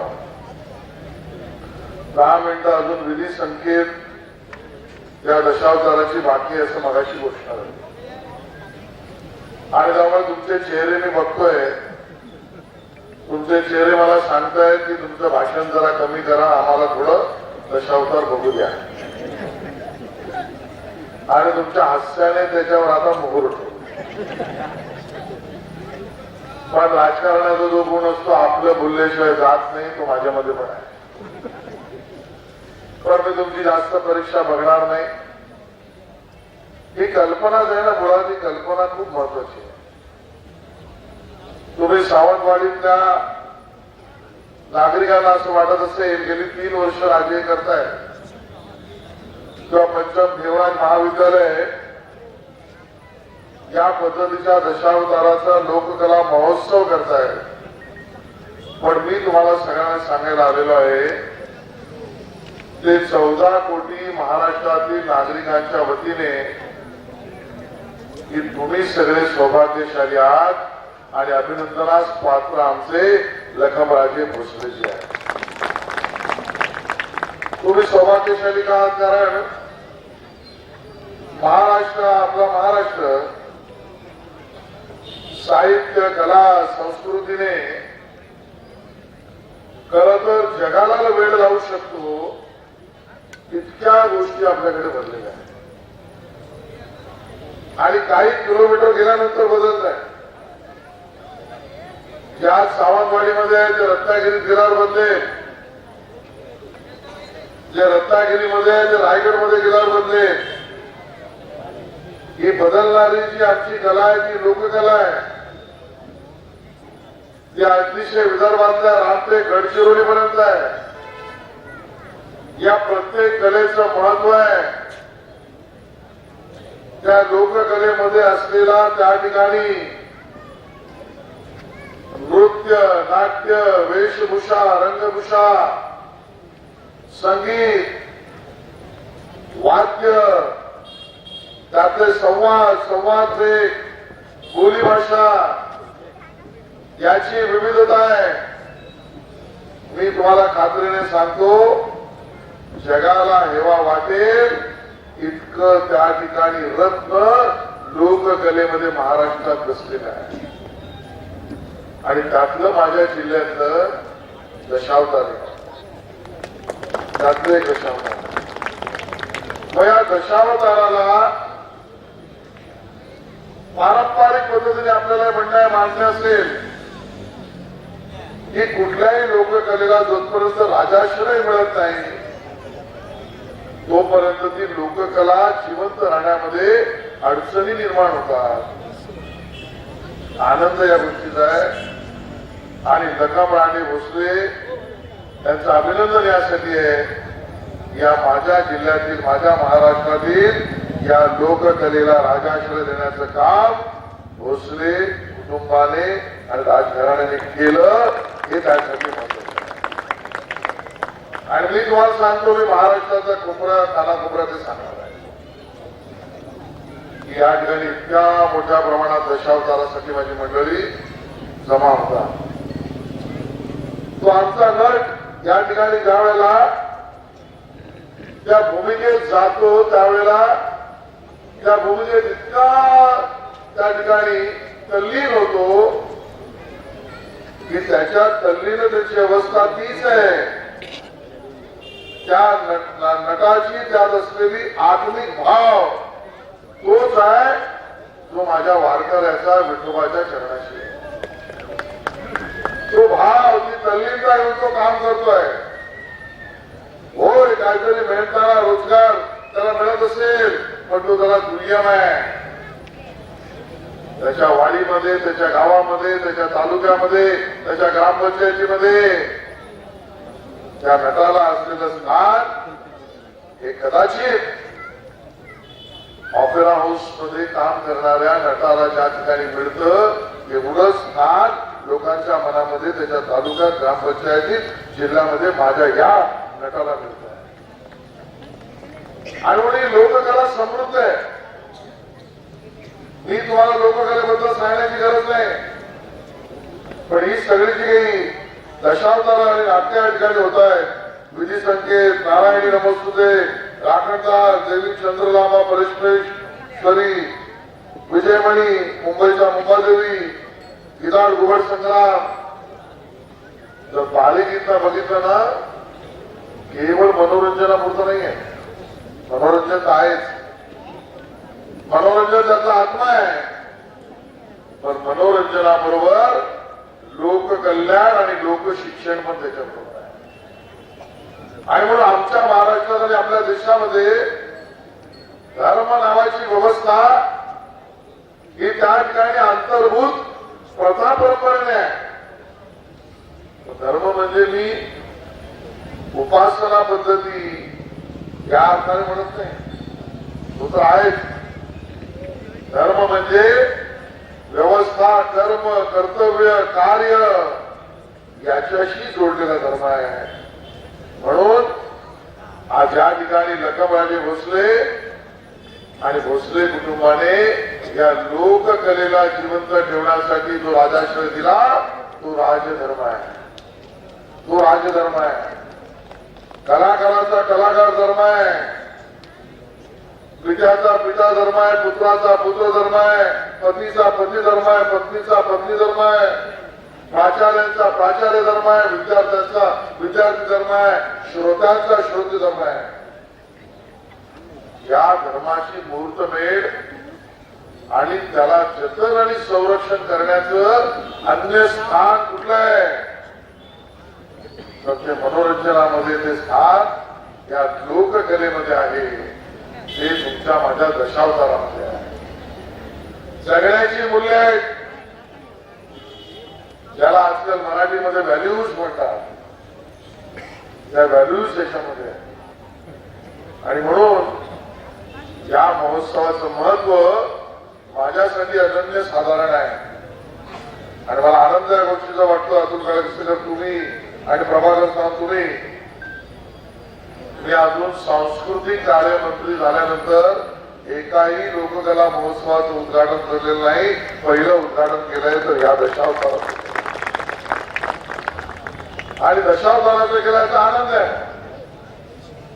मी विचारत होतो किती मंडळ आहेत, माझ्या म्हणाल 200च्या वर आहे, बरोबर ना? आणि ती केवळ सिंधुदुर्ग जिल्ह्यात. आता कल्पना करा ही 200 मंडळ, प्रत्येक मंडळामध्ये काम करणारी 50-100 लोक,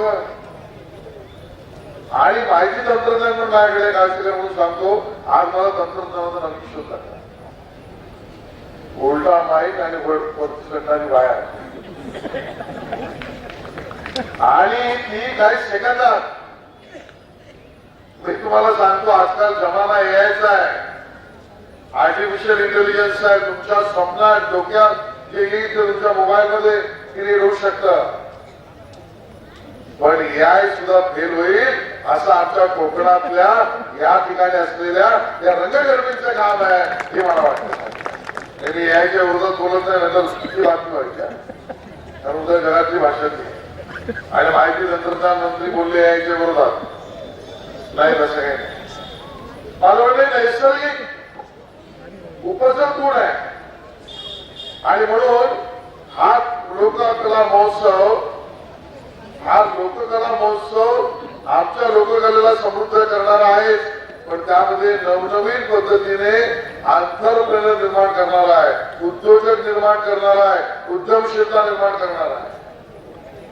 फक्त गरज याची आहे, त्याचा उल्लेख आपण गंजीफा बद्दलचा केला, ही जगासमोर मांडायची. आता आम्ही आमच्या जिल्ह्यात बघितला, खुश झालो, बरं वाटलं, घरी गेलो, जेवताना बोललो आणि म्हटलं तू राजा काय बरोबर नव्हता बा, एवढं खरंच सांगू. आपल्याला ते जगासमोर न्यायचं. आता राजांना मी म्हणेन की जशी तुम्ही मला लोककला महोत्सवाची संधी दिली तशी नवीन पार्टनरशिप आपण करूया. या दशावताराचं आर्काईव्ह करून, याचं त्या ठिकाणी रेकॉर्डिंग करून, याचं डिजिटायझेशन करून हे जगाच्या प्लॅटफॉर्मवर इंटरनेटच्या माध्यमातून उपलब्ध करण्याच्या शर्यतीत महाराष्ट्रात पहिला आपला दशावतार उभा करूया. आणि त्यात महाराष्ट्र सरकार तुमच्याशी पार्टनरशिप करायला तयार आहे, कारण आमचं ते कर्तव्य आहे. भाषण लांबवलं तर मतं कमी होऊ शकतात. आणि मला असं कुठलंही काम करायचं नाही की प्रभाकर उद्या म्हणेल तुम्ही आला बोललात आणि आमची मतदारांची एवढी परीक्षा बघितली की काही मतं माझी कमी झाली. पण तुम्ही चिंता करू नका प्रभाकरराव, विकास आणि विरासत हे मोदीजींनी जे सांगितलंय, विकासाच्या दिशेने पुढे जायचं आणि विरासत म्हणजे संस्कृती बरोबर जपत जायचं. या संस्कृती आणि विकासाचं संगम बघणारं पहिलं शहर कुठलं असेल तर आमचं सावंतवाडी शहर आहे. ते मोदीजींच्या मागे उभं राहिलं. त्याबद्दल तुम्हाला खूप शुभेच्छा आणि पुढच्या 10 मिनिटाचा आनंद तुम्ही सगळ्यांनी घ्यावा एवढ्या शुभेच्छा देतो थांबतो. दशावतार कलेवर प्रेम करणारी लोक या ठिकाणी आहेत.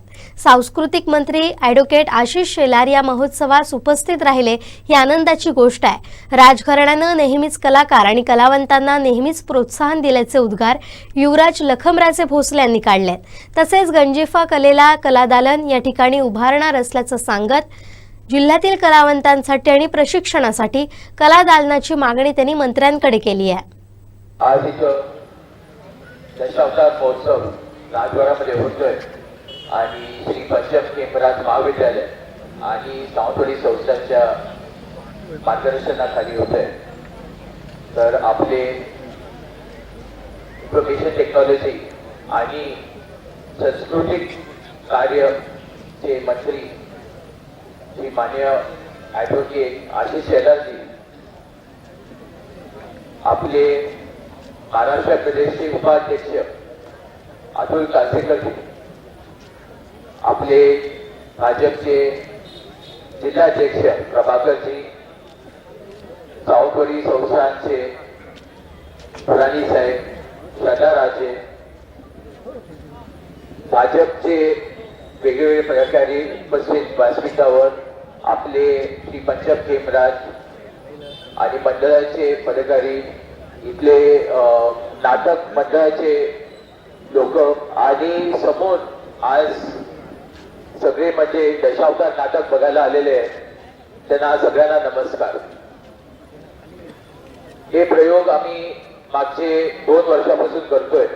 हा 300 वर्ष आहे आणि मी खरं आभारी आहे आपले सगळे सावंतवाडीचे लोकांना की दरवर्षी आपण या मोठ्या संख्येने येत राहता.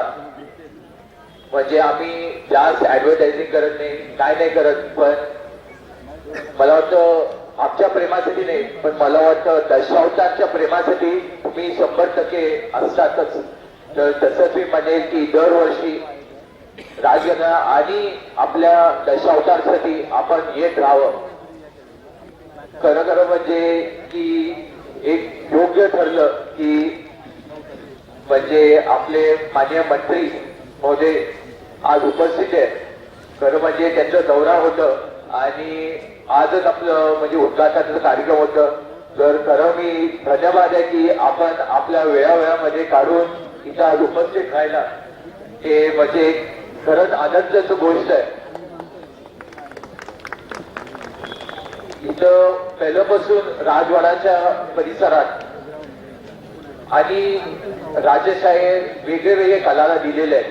म्हणजे आपले बापूसाहेब महाराज असतील, आपले केम सावंत तिसरे असतील आणि शिवराम राजे पण म्हणजे मागच्या काळामध्ये आपण हँडीक्राफ्ट आणि कलाचे मंत्री होते एका टायमाला. तर तसंच त्यांनी भरपूर म्हणजे ह्या कलेला प्रोत्साहन दिलेलं आहे. आपले राजमाता सत्वशीला देवी त्यांनी पण आपल्या गंजिफाच्या खेळासाठी त्यांनी भरपूर म्हणजे आपल्या अजूनपर्यंत राजवाड्यामध्ये आपल्या परिसरात ही कला अजूनपर्यंत जपून ठेवलेली आहे. आणि आपल्याला केव्हा पण पुढच्या वेळात मिळेल तर आपण जरूर दिवसामध्ये येऊन आपले आर्टिस्ट इथं दिवस म्हणजे दिवशी असतात, तर ते आपण अजूनपर्यंत एक 15 ते 20 आर्टिस्ट आपल्याकडे आहे, तर ते अजूनपर्यंत ही कला प्रॅक्टिस करतात.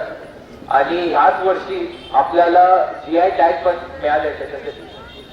तर मला वाटते एक खरंच एक चांगलं गोष्ट त्याला कलाला मिळाली आहे. आणि आम्हाला माहिती आहे की पुढच्या काळात आपण एक म्हणजे एक गंजिफा आणि प्लेइंग कार्ड म्युझियम इथं स्थापन करायची आहे. आणि ती म्हणजे राजमाता सतीशा देवींची इच्छा होती आणि या पूर्ण राजघराण्याची इच्छा आहे की कुठेतरी इथं म्युझियम तयार व्हायला पाहिजे, स्पेसिफिकली गंजिफा आणि प्लेइंग कार्ड. त्याच्याला आपल्याकडे राजमातांनी एक मोठं कलेक्शन प्राप्त केली होती म्हणजे गंजिफाची, म्हणजे पूर्ण देशाची, नुसतं सावंतवाडीचं नाही पण पूर्ण देशाचं. तर आपल्याकडे देशात असं प्लेइंग कार्ड म्युझियम काय गंजिफा म्युझियम नाहीये. तर कुठेतरी मला वाटतं इथे एक म्युझियम तयार व्हावं आणि त्याच्यासाठी मला माहिती आहे की आपले मंत्री महोदय पण त्याच्यामध्ये भाग घेतील. दुसरं म्हणजे की माझं नुसतं एकच मागणी असेल आपल्याकडून आणि आपल्या सिंधुदुर्ग जिल्ह्यासाठी की आपल्याकडे एक कला केंद्र होण्याची गरज आहे. जर कुठेतरी आपल्याला एक कला केंद्र आपल्या माध्यमातून झालं तर मला वाटतंय की या सिंधुदुर्ग भागामध्ये भरपूर लोक म्हणजे कला क्षेत्रामध्ये दवशातावर असेल, कुठेतरी ऍक्टिंग असेल आणि वेगवेगळे कलामध्ये तर भरपूर जण आपल्या भागामध्ये एक त्याच्या हातामध्ये कला आहे तर ते 100% मला वाटतंय की पुढच्या काळामध्ये एक कला केंद्र झालं आपल्याकडे तर 100% एक चांगल्या पद्धतीने आपण पुढच्या युवकांना आपण म्हणतो रोजगार पण कुठेतरी इथं एक आर्ट ऍक्टिव्हिटी तयार होईल. तर मला वाटतंय आपले सगळेजण आपण त्याच्यामध्ये भाग घेतलं तर 100% एक चांगलं तयार होऊन पुढे जाईल. मी नुसतं माझं भाषण संपवतो आणि नुसतं एक विषय सांगेल की आपले पंचम केमराज महाविद्यालयाचे प्राचार्य असतील आणि त्याचे सगळे म्हणजे members teaching non teaching staff असतील त्यांनी भरपूर म्हणजे मेहनत घेऊन ते कार्यक्रम आयोजित करतात दरवर्षी. तर मी खरं त्यांना एक म्हणजे टाळ्या वाजवून मला वाटतंय की त्यांना खरं म्हणजे ते मागचे 1 महिन्यापासून 2 महिन्यापासून त्याचा प्रयोग असतंय आणि मी खरं धन्यवाद मानतो आणि असंच तुम्ही आमच्या मागे राहावं, आम्ही तुम्हाला मदत करत राहू तसंच मी म्हणेल. आणि आज इथं सगळेजण उपस्थित झाले त्यांना मी धन्यवाद मानतो आणि माझे 2 शब्द थांबतो. जय हिंद, जय महाराष्ट्र. सावंतवाडी राजवाडा इथं लोकोत्सवाच्या शुभारंभासाठी आलेल्या सांस्कृतिक मंत्री ॲडव्होकेट आशिष शेलार यांचं युवराज लखमराजे भोसले यांनी स्वागत केलं. पाहुयात हे काही क्षण.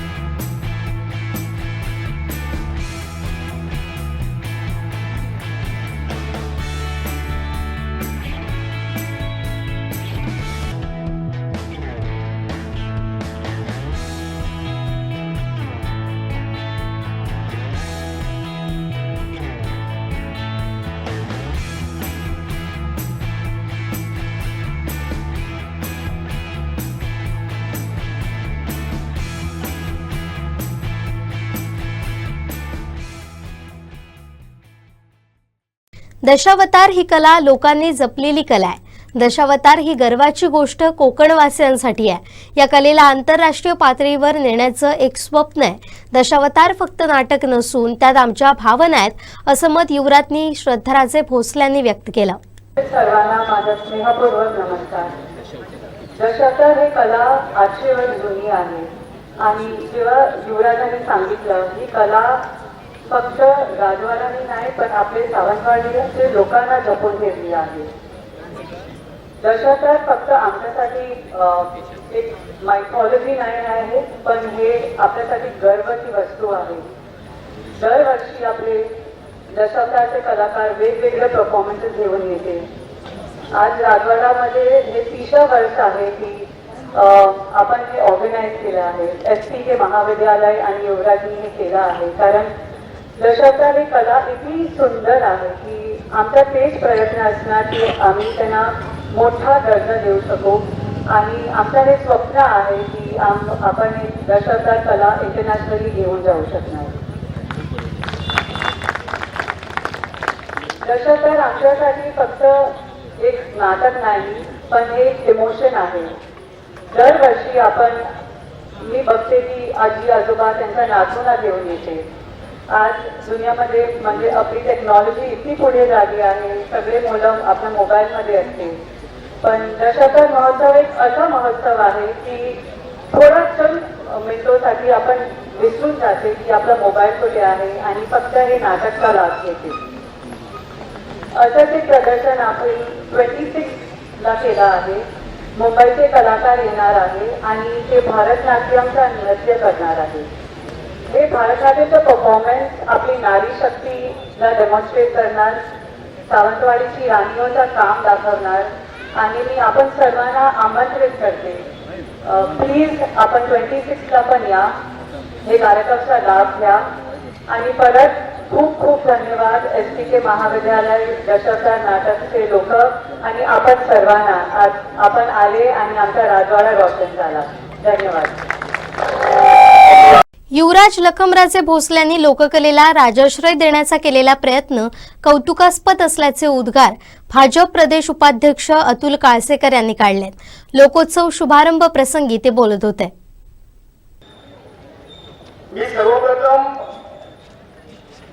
या सावंतवाडी संस्थानाचे आणि या महाविद्यालयाचे मनापासून आभार मानतो की त्यांनी दशावतारासारख्या लोककलेला प्रोत्साहन देण्यासाठी सावंतवाडीकरांसाठी दशावतार महोत्सवाचं आयोजन केलं.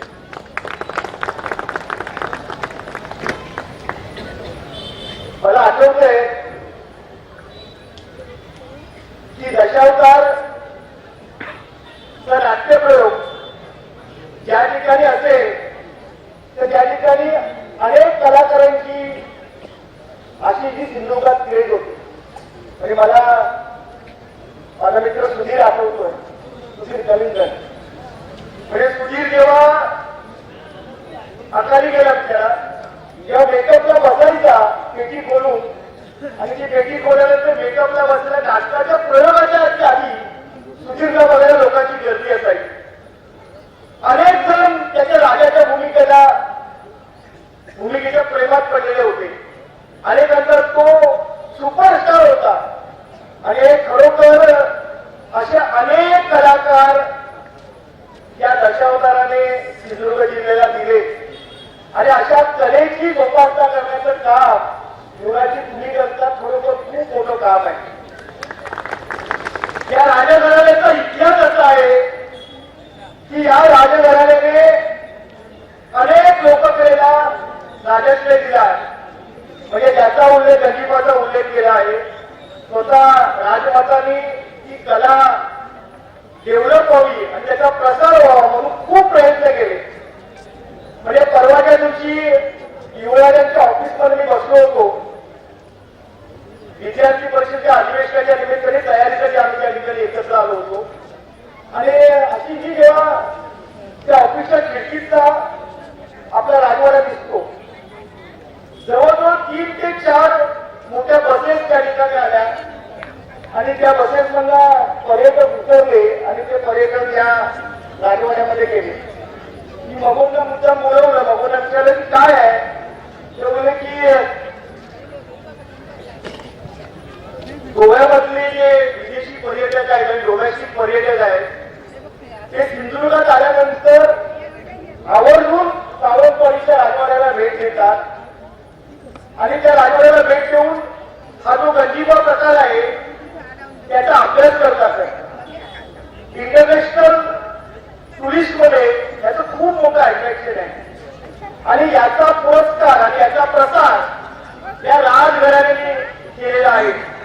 माझी युवराजांना आणि राजसाहेबांना माझं म्हणणं आहे की जे बापूसाहेब महाराजांपासून या सावंतवाडी राजघराण्याने लोककलेला जो राजाश्रय दिला, असाच राजाश्रय तुमच्या रूपाने या सावंतवाडीकरांना आणि सिंधुदुर्गकरांना मिळतोय. यासाठी तुम्हाला पुन्हा एकदा शुभेच्छा. मला माहिती आहे की आपले मुख्य वक्ते आणि या कार्यक्रमाचे उद्घाटक अशी जी पहिल्यांदा सिंधुदुर्ग जिल्ह्यात मंत्री झाल्यानंतर आले आणि त्यांचं भाषण ऐकायला तुम्ही सगळे उत्सुक आहात आणि एवढा सुंदर प्रतिसाद पहिल्या दिवशी दिलेला आहे. असाच प्रतिसाद 26 तारखेपर्यंत या दशावतार नाट्य महोत्सवाला लाभेल अशी मी अपेक्षा व्यक्त करतो. तमाम सावंतवाडीकरांचे पुन्हा एकदा आभार मानतो आणि इथे थांबतो. धन्यवाद. जय हिंद. सावंतवाडी राजवाडा इथं ऐतिहासिक ठेव्याचं जतन करत बुटीक आर्ट हॉटेल सुरू करण्यात आलंय। या ऐतिहासिक वास्तूच्या प्रेमात मंत्री आशिष शेलार पडले। त्यांनी या परिसराची पाहणी करत संपूर्ण राजवाडा पाहायला पुन्हा येईन असं म्हटलंय। शिवाय गंजिफा विषयीची माहितीही त्यांनी युवराज्ञींकडून घेतली।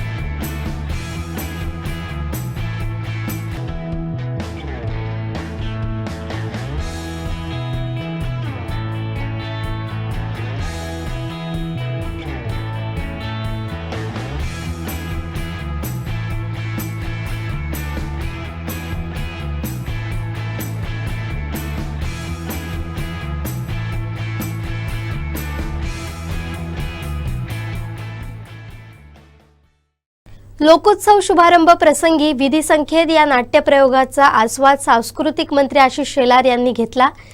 दशावतारी नाट्यप्रयोग बघण्याचा मोह त्यांना देखील आवरला नाही। कोकणातील या कला संस्कृतीला त्यांनी विशेष दाद दिली।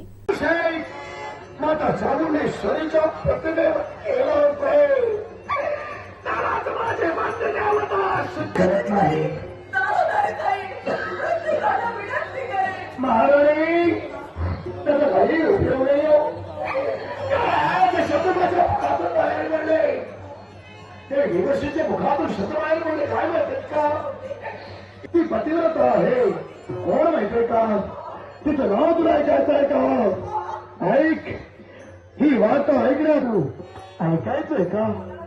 ऐक, ती व्यक्ती दुसरी कडे ना पण तूच मानवे डोळे पूर्ण घडल्याचं मग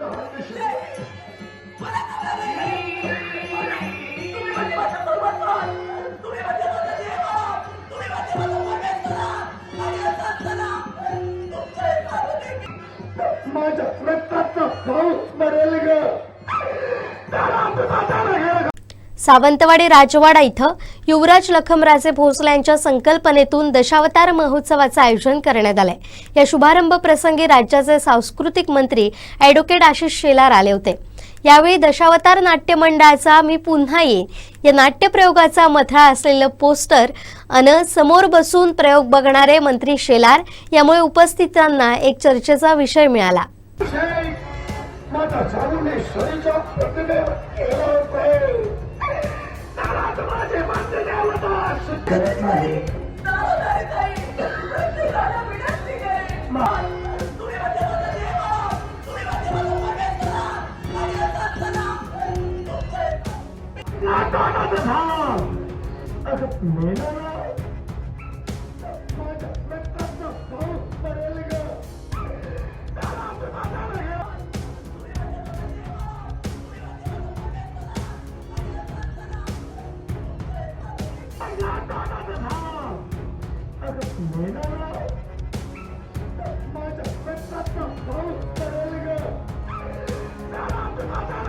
सावंतवाडी राजघराणं आणि श्री पंचम खेमराज महाविद्यालयाच्या लोककला विभागातर्फे 26 जानेवारीपर्यंत लोककला दशावतार महोत्सव 2025 आयोजित करण्यात आलाय। याचा शुभारंभ सांस्कृतिक मंत्री ॲडव्होकेट आशिष शेलार यांच्या हस्ते करण्यात आला।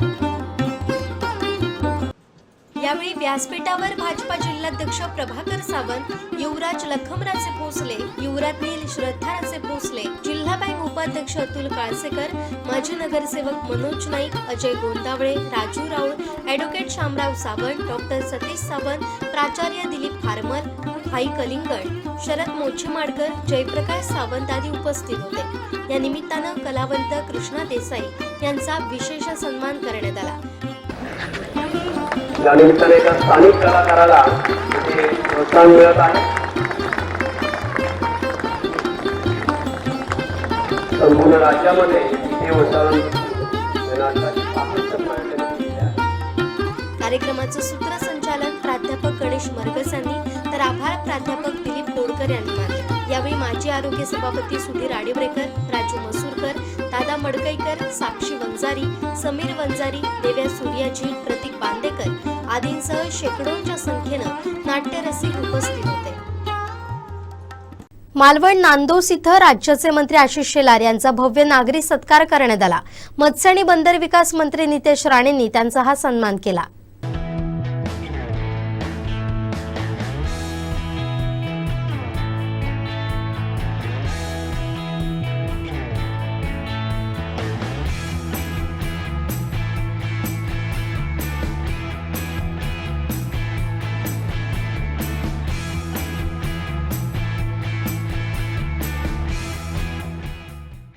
कालपासून सन्मान्य आशिष शेलार साहेब आपल्या जिल्ह्याच्या दौऱ्यावर होते आणि कालच्या कुठल्या तरी नियोजित कार्यक्रमामुळे मी उपस्थित राहू शकलो नाही, म्हणून आज पळत आपल्या आशिषजींना भेटण्यासाठी आणि शुभेच्छा देण्यासाठी मी आवर्जून इथे उपस्थित झालेलो आहे।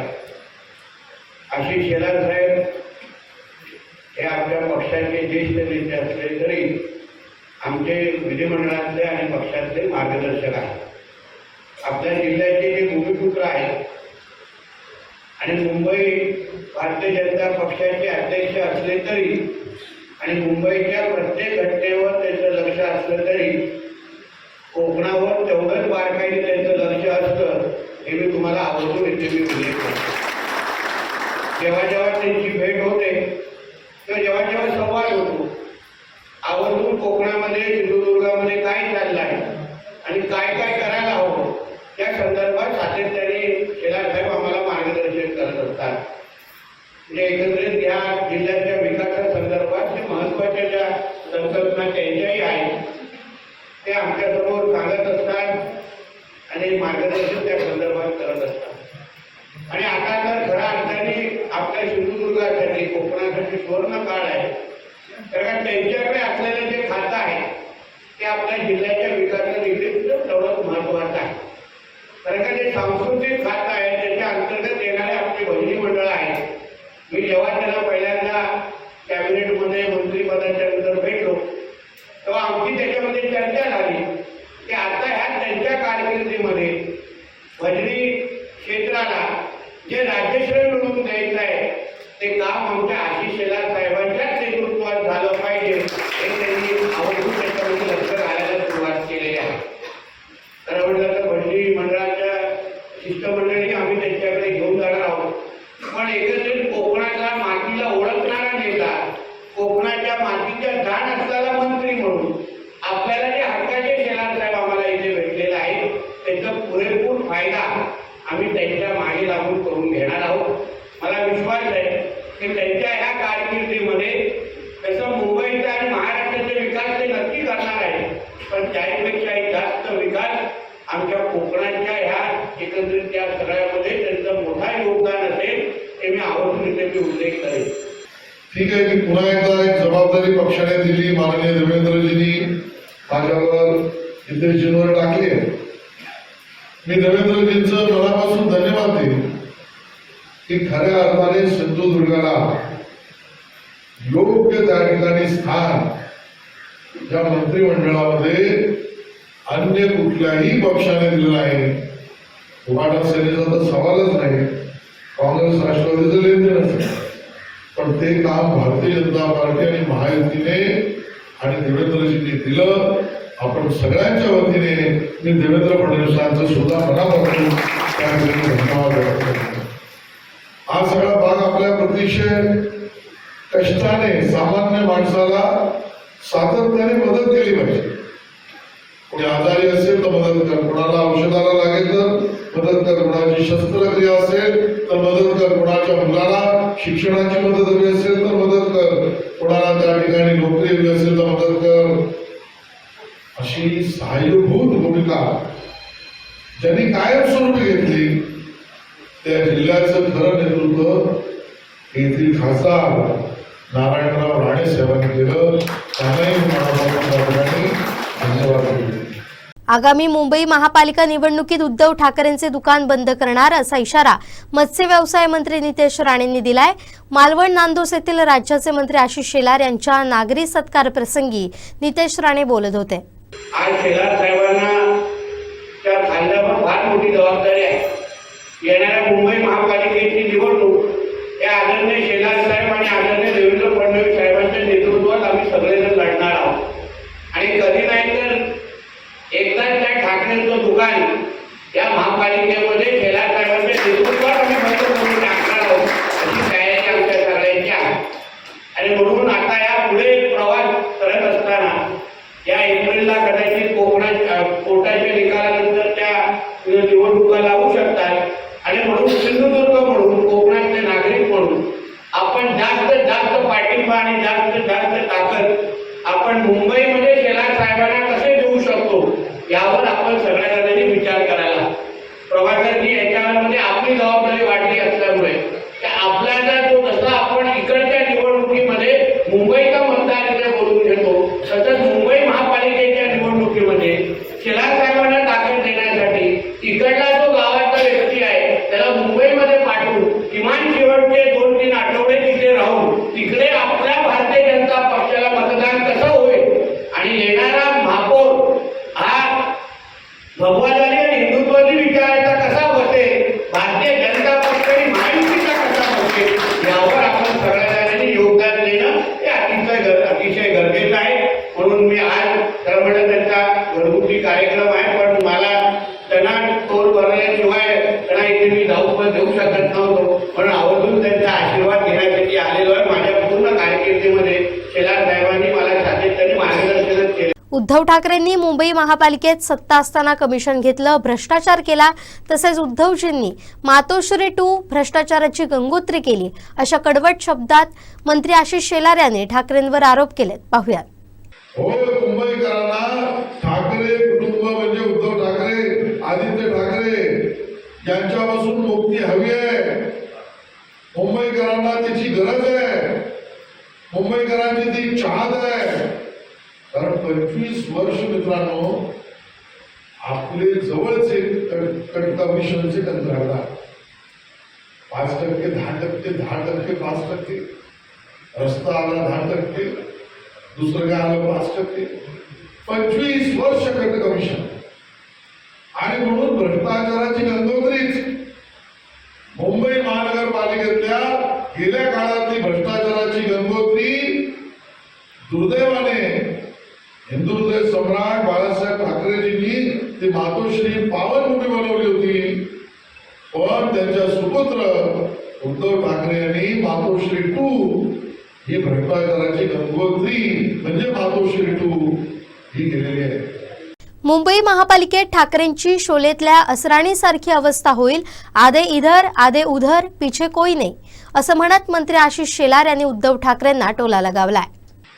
मुंबई महानगरपालिकेच्या निवडणुकीत माझी जबाबदारी त्याची आठवण राणेसाहेबांनी या ठिकाणी करून दिली.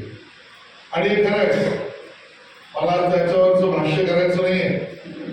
पण कालच राणेसाहेब उद्धव ठाकरे यांनी सभा मेळावा काय जे असेल ते घेण्याचा प्रयत्न केला.